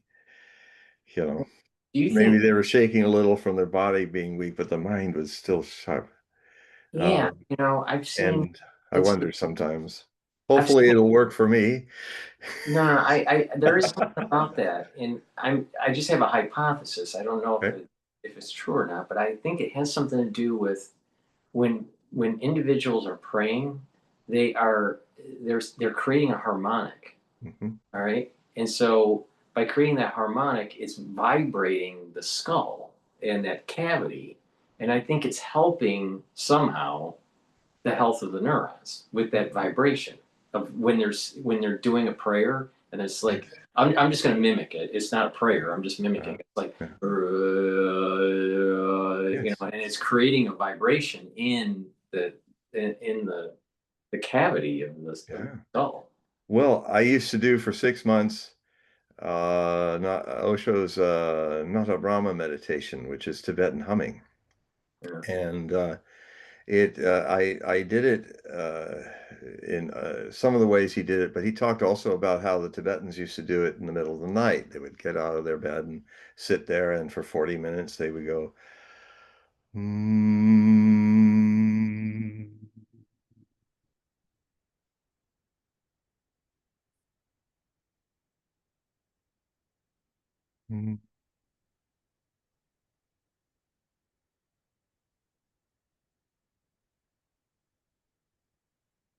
40 minutes. So you go deeper and deeper into it. See, it's already changed the Hmm. situation. And when you're going, there's a very beautiful thing that comes on its own accord. It's not something to be sought, but one moment you're doing the humming, and then the next moment you feel like all the existence is humming you. And there are things in meditation and yoga and things like that that I do think create more longevity in people's synapses and things. I also have noticed that listening to, in my case, classical music, because I was an opera singer, Hmm. but good music, beautiful music that sends you into an ecstatic state, is the endorphins can literally, you can take them and bathe your whole body with the love of them. And it just, you become a vibratory melt in. And so, and I do feel that it has reinvigorated my body. I can feel the changes. So, you know, since so much religion has music and meditation, things going on in it, I think that there's something there about this in my own experiences of it. Because, I still have, I could write another 80 books. I've written 53. written thousands of articles. I could write another 83 books, but when I got into my late 60s, I started to say, well, I am following the genetics and all. I think I can be pretty assured of one last good 10-year period before things are delayed or slowed down either by mental infirmary ended or health problems of getting older. So I have made a bucket list of the things that I want to have finished before 10 years have passed, before I'm 80 or 81. Uh, my mother was vital right up to her 80th year, and then her final 7 years was going into Parkinson's, having heart valves opened, and although her heart was very healthy, but the veins and the arteries were clogged, and then she had Parkinson's dementia, which is fortunate because it didn't take her mind away. She was there. She was be able to converse. It was slower and all, but she was there right to the end. In fact, when she was consciously dying, the Parkinson's dropped away and she was speaking normally. And Really? yeah, it was so there are some very mysterious because she was also a disciple of Osho and also a meditator. So, and then she consciously died. She said, "No more water, no more food. I just want to lay here and work on my death and just be there." And she died ecstatically. Um, it's so amazing to see she didn't shake anymore. It just stopped. I can't explain it. I was her nurse for a long time. And so there are so many things in this modern society that are toxic in vibratory sense, in diet, in the things people watch, that I I am not surprised to see a great increase in cognitive decline coming early. A lot of the things that are going on, I look at some studies of it in my studies of everything I study about what's going on in the world. And it's problems with diet and all of that is all consequential in seeing it seems I mean, I grew up when in the United States where it was rare to see a fat man. Yeah. I was just looking at this guy one time in Redondo Beach in a barber's chair. And I was looking through the window and he was so huge. And I was like, what happened to him? And now I find it hard to find anybody who's not obese. Right. You I know, mean, when I was a kid, I didn't know any of my classmates that were overweight. They were yeah, all normal weight. yeah, Some were thinner than others or more yeah, muscular than others, but they were all within a good BMI. yeah. Now, I would say the only people that I would say that were tipping to a 25 BMI maybe would have been a lineman football player. Yeah. But that was like borderline BMI 25. Nowadays, you have children that are age 12 to 14, 15 years old that are already obese. And They're not that, going to survive long. right. They're not, or they're going to end up a cripple in some kind Right. of way before, long before they are old.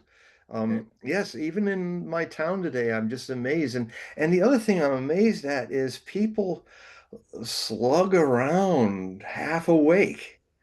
I never saw people acting like that when I was growing up, where you have to kind of wait for people who are not old and senile, but like in their 30s, and they're just like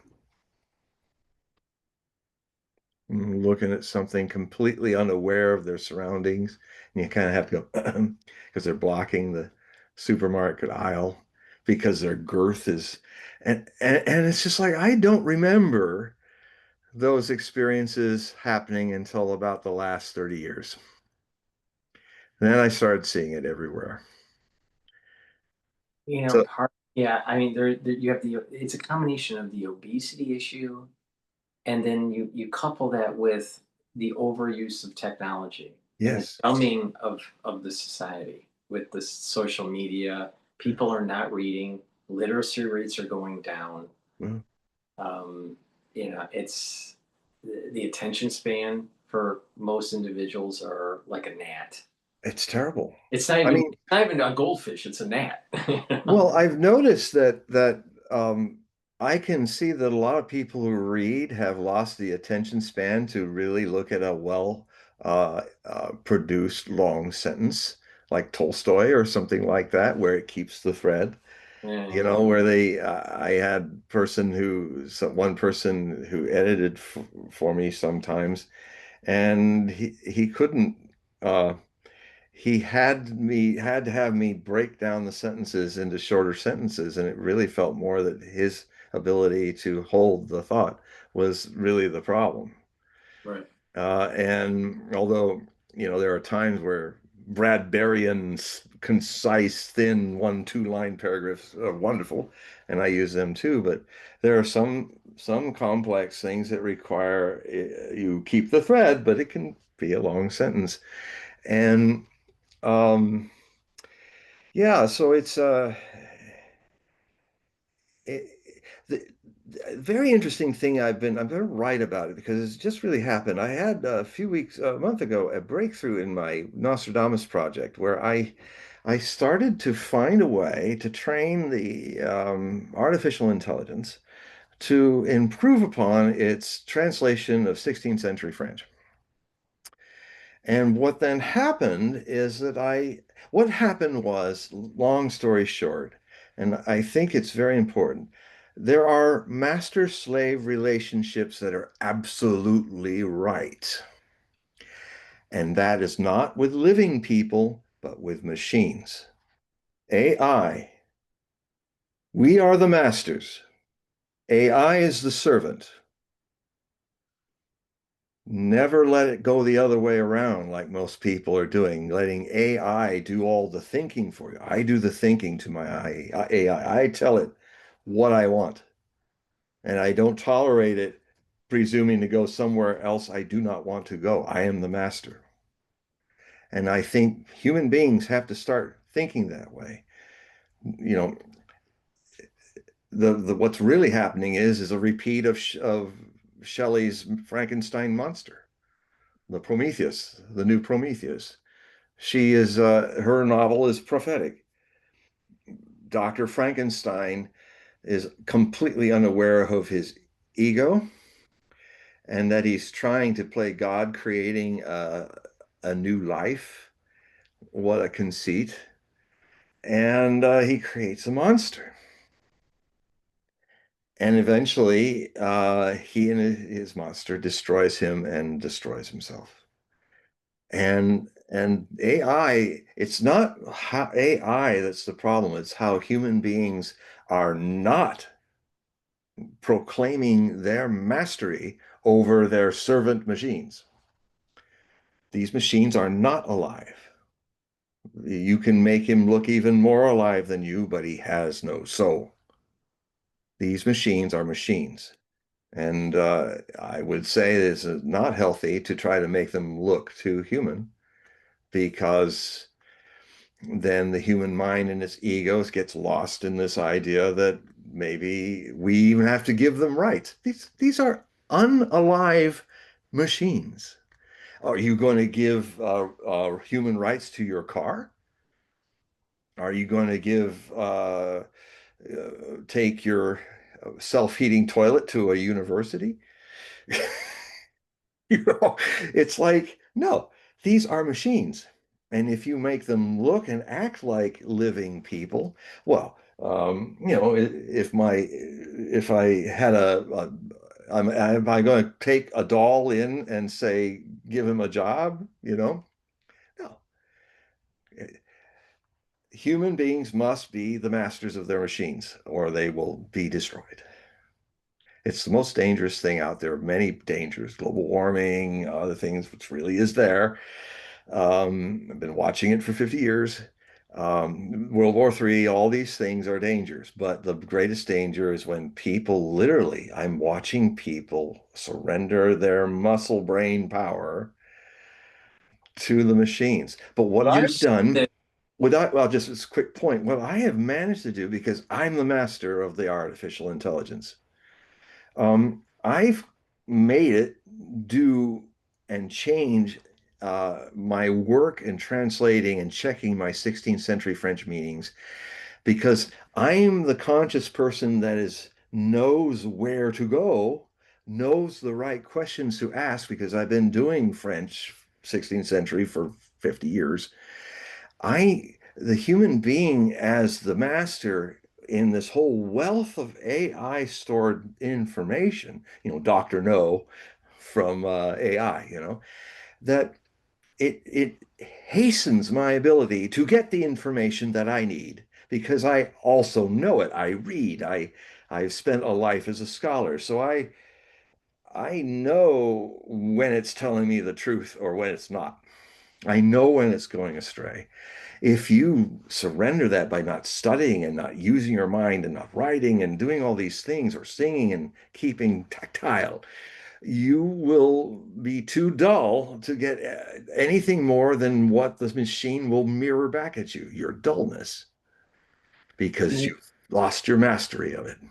right. What's happening is in future generations, and even in the younger generation that's already in school, they don't have the attention span to learn the subject matters, No. to be knowledgeable enough to have discernment. So now now with these individuals, they push a button, they want an immediate answer, Yeah. immediate gratification, Yeah. and they don't have the discernment. So when something that someone that's knowledgeable can see that it's fake, what's happening now with AI is that they actually impose. They're asking Grok if it's a real story. So so they're now going to the AI going, Mother, is this real? Right? Yes, it And is. It is real. right. So it's going to get to a point where they're just going to automatically rely on Big Brother or Little Sister to give them the Yeah. answer, and Yeah. they're Big not going brother to knows. Yeah. they're not going to have critical thinking skills are really going to go down. My father said something very sage, and he wasn't an intellectual kind of guy, but I thought he's a down to earth Taurus kind of guy. But he says the most important thing you can learn from school is study habits, Yeah. how to study, how to learn. And then you can apply that to whatever you need to learn. And, it seems like our schools have failed in that. I mean, I watched out when after Charlie Kirk was shot, I watched maybe 20 hours of all of his gotcha one-on-one debates, prove me wrong. And I do a whole thing on all of that, where I put myself in the position of that person, a thinking person, somebody, an undergrad that has not had his parents waste their fortune teaching him to be stupid. I had a sense of that even when I ended high school. I said, I am not going to college. Fortunately, I almost went to USC on a music scholarship. I won the music scholarship, but in that same week, I was also being auditioned to become a protege of a major New York City opera baritone, Bill Chapman, who was the protege of Lawrence Melchior, the Wagnerian Danish tenor. And I thought, if I'm going to be an opera singer, I'm not going to have a backup plan. I'm going to be a journeyman. I'm going to do not just maybe 2 or 3 operas each year in a USC opera production, but do 30 and learn my craft. And if you don't put your whole self into it, you're probably not going to succeed. I could have succeeded. I left opera not because I wasn't succeeding. I just wasn't good at the politics. And I had to kind of step back and critically think about that and say, you know what? I'm just not good at being a bullshit artist. I'm just the way you got to do it to kiss the butt of somebody to get something. The more I tried it, and you could see that because I didn't do the game right, they were even more insulted. So I realized I'm not good at this. So I went back to something that was always my first calling. That was when I was 8, I wanted to be a writer, and I am now a writer. So So is OSHA, was OSHA before or after the opera training? he was after. In After. fact, in fact, I would say my leaving opera, it was nice. My parents, I'd worked very hard, in classical artists, you work, it's a total commitment. And when I realized that it was quite dramatic how it all ended. I mean, I was going to Long Beach State as a professional opera singer, journeyman kind of guy, to get the chance to do larger roles that my talents, the college kids didn't have it. So I play Figaro in the Nozze di Figaro by Mozart. It was my last production. And I was in this production where for a month, a smaller theater, the college professor who was the director, was stage managing and getting everything together. And I kept asking him because he'd never say anything to me. He's, well, how's it going? Do you have any advice for me or something I need to do? Oh, no, no, you're just fine. You're just fine. Kind of half bored. And then when he got into the dress rehearsals, he freaked out because his entire plan on his little wallpaper theater stage didn't work at all on the big theater. Now, my God, you'd think a professor would know better, but he obviously was, he was never went and did it. He teached, the old idea, if you're talent, you do it, and if you don't have talent, you teach it in opera and stuff like that. And he was the epitome of that, I discovered. And then what he would do is that he had this thing where he wouldn't tell anybody what was wrong, but then he would suddenly, when he's panicking, he'd take a person aside, even publicly, and just take them apart in front of everybody. You're just not, you haven't been doing anything right for the last month. Now, in the politics of being a student, yes, master, yes, master. But as your heart is breaking. But he did a really dumb move. I might have looked like I was around the same age as these other college kids, but he made the mistake of playing that one on me. And I put him down Scorpio wise, double Scorpio sting sting.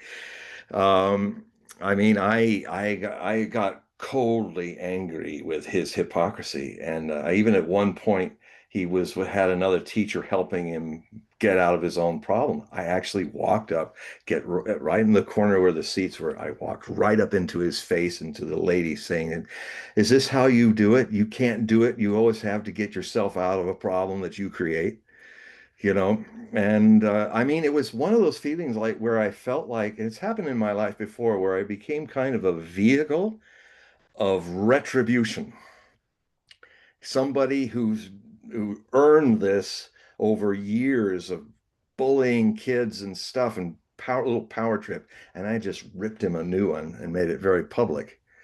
And I mean, it's like I was fed up with the whole scene. And so it's funny because it's one of the few times my mom came to the rehearsal. She used to be a dancer and a singer, so she came to the rehearsal. And so what happened was, because he said you're a crappy singer, you're crappy this and that, and so I stood there before opening these big tall doors, just before the orchestra pit, and I said very loudly for all the people listening, well, if you think that I'm a crappy singer, then you are certainly a crappy director. And then I opened the door things, and she went out before me, and then I slammed them. I could hear the bows bouncing in the orchestra pit from the violinist. People, I mean, like that, like a thunderous ending of my career. And then what happened is Bill, who had his struggles, because I love Bill. He was like a second father to me, Bill Chapman, and he was an amazing man, an amazing singer, and a great. It was really the side of a father that I never had. He was my second father, where you had a manly man. He was also born on the 30th of April, a different year, just like my father. So he's even the Taurus, and well, and and I'm a Scorpio, so there's an attraction. It can be opposites and attractions when you're in opposite sign. There was magic there, and he was also a person who struggled with the politics and the and the crappy people that got there because they kissed the right ass and maybe did more than that. And um, he so he had been tried to be a go-between to reconcile what had happened. And because we're about to go on the show, and I was the only guy who could really sing it. I mean, in a way, what I learned in my power was that I can walk away, which is a great power. When your freedom and your integrity is being challenged by people. I use it all the time in all the hundreds of documentaries I've done. When a person just doesn't want to pay, I say, well, I have the power to walk away, but you, Mr. Director, don't have time to have your brother-in-law go down to the LA library and try to become a Nostradamus expert in an afternoon. I've been doing this 50 years. And when you pay me my per diem, you are paying for time you do not have. You can ask me a question any day or time of the day or night in pre and post production, and in 5 minutes, I get back to you. It's something that you wouldn't find in 5 years, and you don't have 5 years. So my door's open. I'm cool with it. I mean, you're probably going to spend that extra amount of money on your date tonight. So my door is open. I imagine about 2 weeks you're going to be coming to call. And if you don't take me on these terms, it'll be twice as much when you call, but I'll come and save your show. I think 2 weeks later he called and said, okay, it's twice as much now. That's the payment for my troubles with you. And and these were some major productions that I did. And so I kind of learned that in that experience. I learned that there's a great freedom and power of walking away. And so I walked away from my opera career, but I think I gained something far more valuable than an opera career. It was this. And so anyway, Bill was trying to reconcile a situation between the director and the conductor, who was also an idiot. I liked him, but this conductor didn't know how to conduct for opera. He'd take his baton. He had this ego trip that he wanted everybody to stop doing their acting and just stare at him and sing at him. And he would do things, and rather than, if you're down the pit and you're up on the stage, you can't look straight at that white baton. So if you're a real opera conductor, you do this, you don't do foreshortened this. You can't see that unless you stop your acting and you're looking down like some boob. And so this guy was, and one time with the orchestra in the Mike Fink, I did Mike Fink. I was the lead in that, and it was a really great American opera. The wife of the composer told me she saw it, and she said, she was a widow. She said, I think my husband would have loved you as Mike Fink, and that was just really beautiful. Mike Fink was a friend of Daniel Boone. He was a riverboatman. Yeah, had some beautiful. It's a beautiful opera, not well known. But anyway, at one point he said, well, he's an Austrian guy. He says, well, I think it's almost good. And the whole orchestra went, oh, all these kids. Come on. So anyway, I was dealing with these kinds of directorial talents, and so Bill came back and told me, well, they want it all. They are not taking any responsibility for anything. They want you to publicly be contritious and apologize and beg them to come back and do the show. And I said to Bill, call them back and tell them I am not coming back. And it was like, not just for that, but for opera, I'm not coming back. If this is what I have to deal with in the joys of performing all this crap, then I'd rather deal with my own issues alone before an empty page or computer screen writing and have control of my own art and be responsible for it. And so I remember I hung up the phone, my parents are watching, And it was this point where I was going into a nervous breakdown, but I was observing it. It was like, ooh, down, down, down, down, down. Oh, here's where suicide would happen. Ooh, down, down, down, down. Here's where crying stopped and pain. And then, ooh, and sadness brought me to this remarkable depth, vastness. The pain was gone. I just kept going down forever, to where all that surface stuff of the ego and the breakdown, all that just didn't matter anymore. And what I ended up settling into something profound to my path that eventually led to India was, it's true what Osho says, that happiness is never deep. Sadness can take you to profound depths of existence. And I accidentally through this had it happen. And it was just phenomenal. And because they were watching me going through this, my parents said, son, you've been working so hard and we've got some money. And so why don't you just take a break for a few years and just be. And so I had the time and the place as this all settled. It settled pretty fast. When you do things totally, they settle pretty fast. And and then I started to feel that I started to come back into my interest in prophecy and interest in understanding. I mean, I studied history voraciously since I was end of my 6th year, and the Cuban Missile Crisis kind of shocked me into wanting to know how we got here and what all this is about. And so I started voraciously reading thousands of books of history of this, history of that. And I started seeing in the history patterns, that people keep repeating the patterns. And they're the same patterns in different costumes and different religious veneers and all of that. But there's this predictability that, and then I came to understand that prophecy is the science, the search of predictability, which is mediocre, which is always unconscious. Spontaneous people are unpredictable. Intelligence is unpredictable. Genius is unpredictable. But the way most people have lived their lives in all the civilizations is just kind of beasts of burden and being very predictable. Wars happen in the same predictable ways, etc. Then I started to read after the breakthrough. I started to read, I tried to understand, well, if the past history is like that, what about future history in prophecy?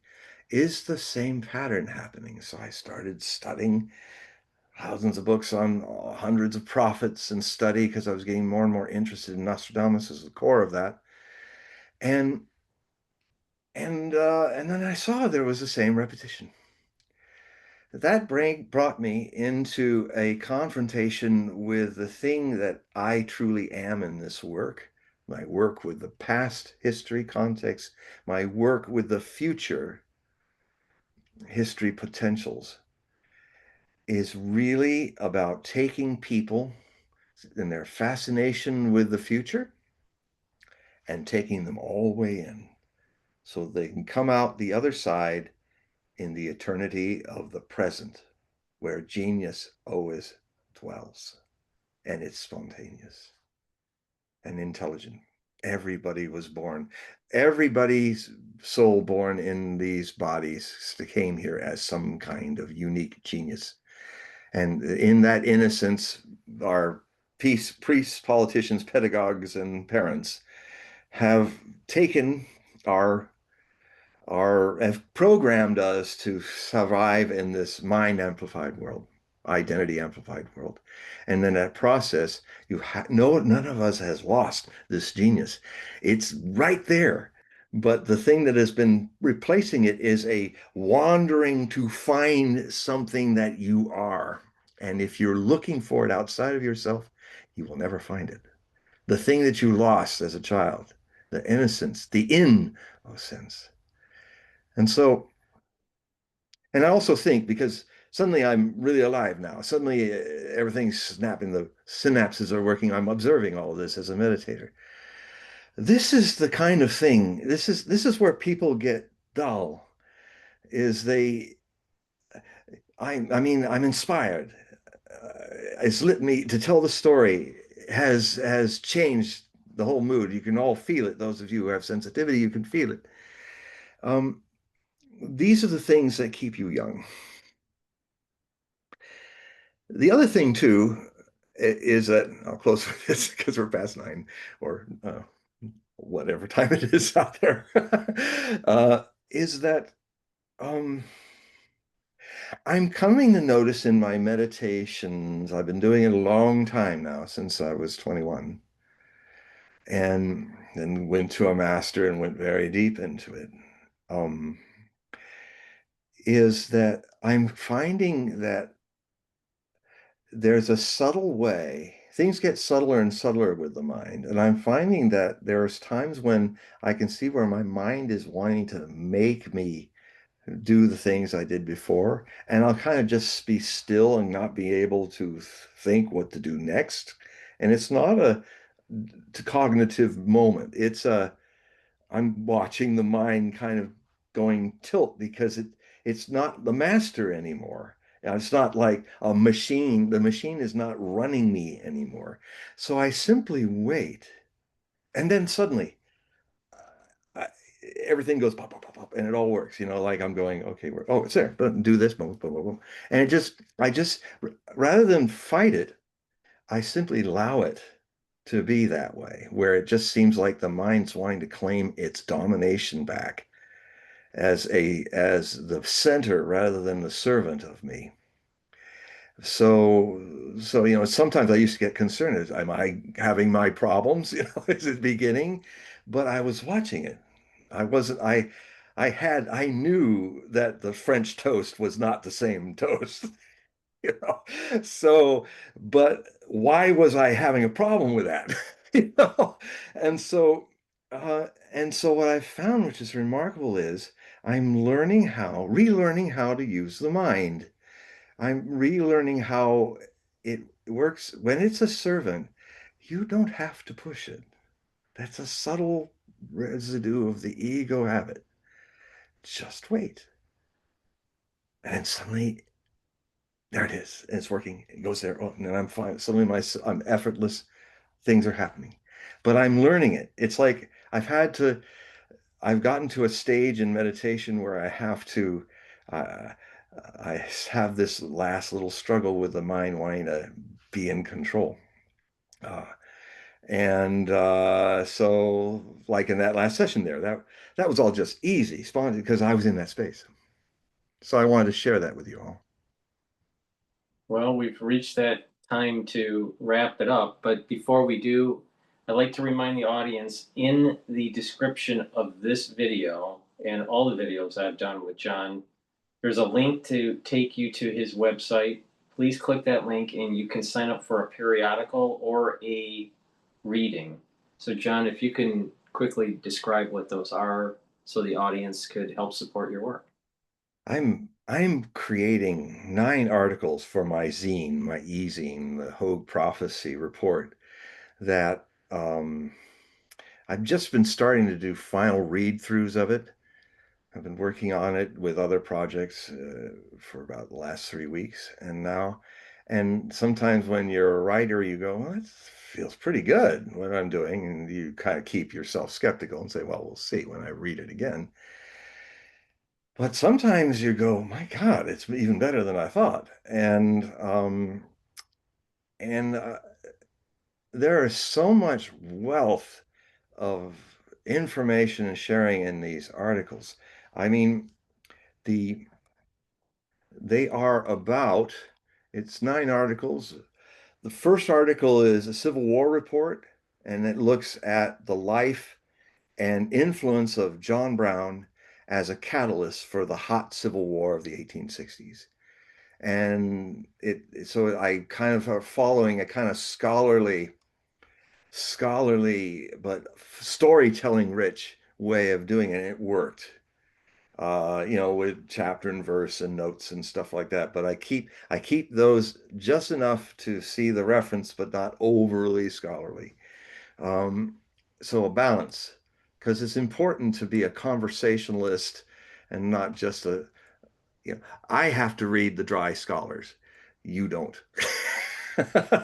so that I can make it interesting. So that's the first one about him. And then in part two of the Civil War report, the second article, I talk about um, that in these are both parallel stories about civil wars that happen and may be starting. Only this one's cold, like a Cold War. And they're starting because of two Christian evangelical people who acted, and one ended up dying from the neck, being hung, and the next one, 160 some years later, ended up dying, being shot through the neck. Kind of interesting. And that's Charlie Kirk. So it's full spectrum. The third article is about Christian nationalism and Charlie Kirk. And that's where I go in all those. I said, there's something just fundamentally, there's something that's odd about this guy that just, I can't quite grasp it. So I watched all of his debates, hours of it. And then I saw that he thinks, even I thought at first that he was a Socratic debater.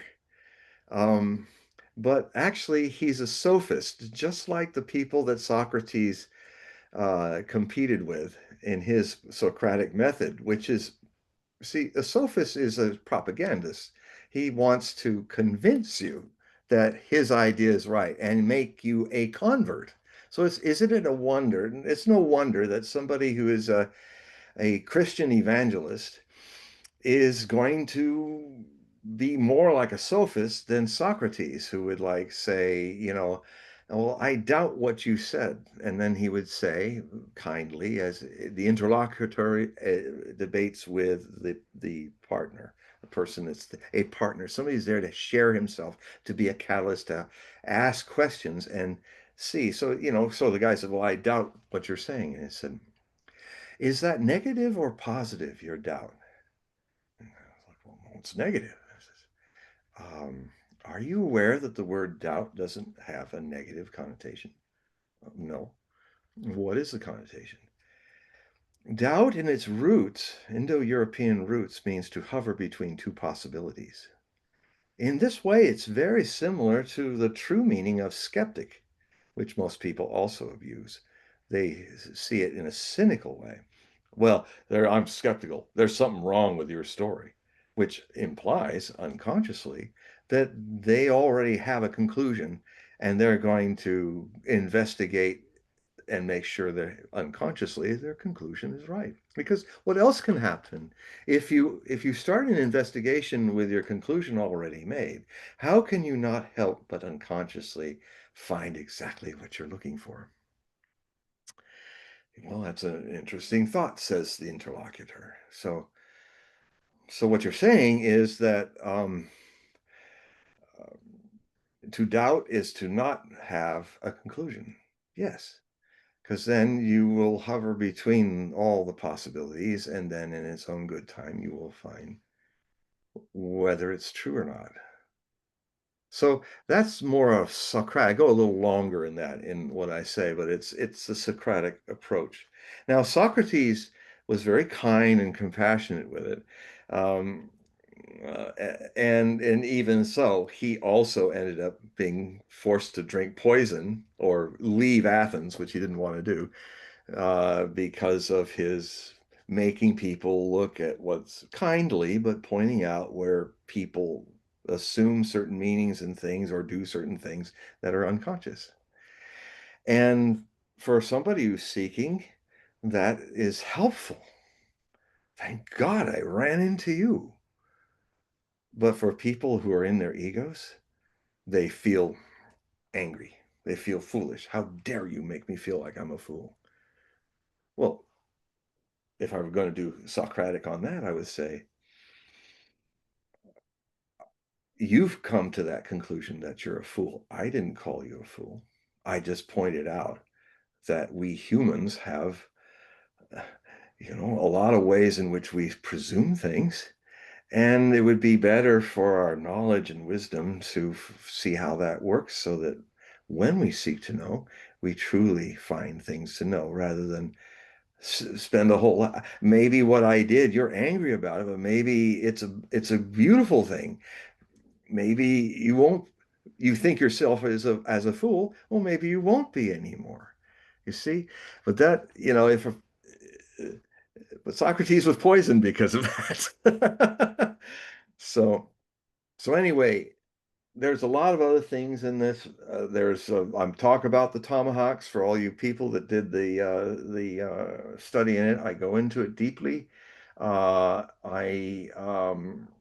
do a two-part series of Brace for Impact followed by Brace for Peace pacts, and looking at whether this thing is going to end up in a peaceful solution over the Tomahawks and so forth. So, you know, I'm certainly having a lot of fun doing final edits on it in a way that I haven't before. So really, it'd be a great time to consider go to my website, hogueprophecy.com. You'll see the link for it.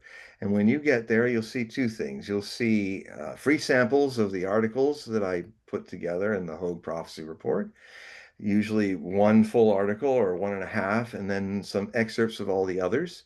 And then there's a little link at the beginning with the green eye as well, a box where you can click on that to join, or later I give you three options for payment, and you will then receive usually it's every few months, because what I do is I see a certain situation of the present trends, and then see, I'm not writing a daily thing about daily stuff. I'm writing about what comes next. So, so I I'm not constantly writing you like many people are. I'm writing you every few months, but it goes deep. And you can become a subscriber for $60 a year. It's $5 a year, only $5 a year. You can also, and one of the other options is you can start an automatic payment for $5 each month, and that can last as long as you like. Or you can just be a further sampler of the whole thing by every once in a while. I have many people that do this, who for $5 or a little more, they just get the current full easing the report to read. And then if they want to join, they can do that. So those are the options. Um, it's one of the primary ways that I scratch out a living. So if you please check out these samples of the many articles that I've left in the sampling box, and at any time if you feel yes to get the whole story, the full iceberg, not just the tip, do become a subscriber. Also, at the top of my website, you will see something that where I can talk about your future in a one-on-one and its potentials on a one-on-one reading that usually is about 2.5 hours and around 5 p.m. in Pacific, although there's instructions on other times that work for wherever you are in the world. And you'll see me right here in my office, and I will start with a Kelly Blue Book design of your body mind vehicle in astrology. What makes your vehicle work? What makes it challenged? How you can balance it through your oppositions? All of that. And then what I will do is the Osho Zen Tarot deck, my master's tarot deck, which is quite remarkable. And we will go deeper into the situation. And it's also basically a trance empathic reading. So it's lots of fun. Time goes by very fast, and I'd love to meet you and share energy with you and perhaps insights that might interest you. And thank you for staying with us all this time for this interview, this show. More and more people are telling me about how they've seen our shows. And thank you for taking your precious time to listen to me. And I love you. All right. I just want to remind the audience, please click the link in the description of this video to get to John's website, and please sign up for his periodical and do a reading. So, John, say goodbye to everybody before we sign off here. Goodbye to everybody. All right, let me log off here. Hold on.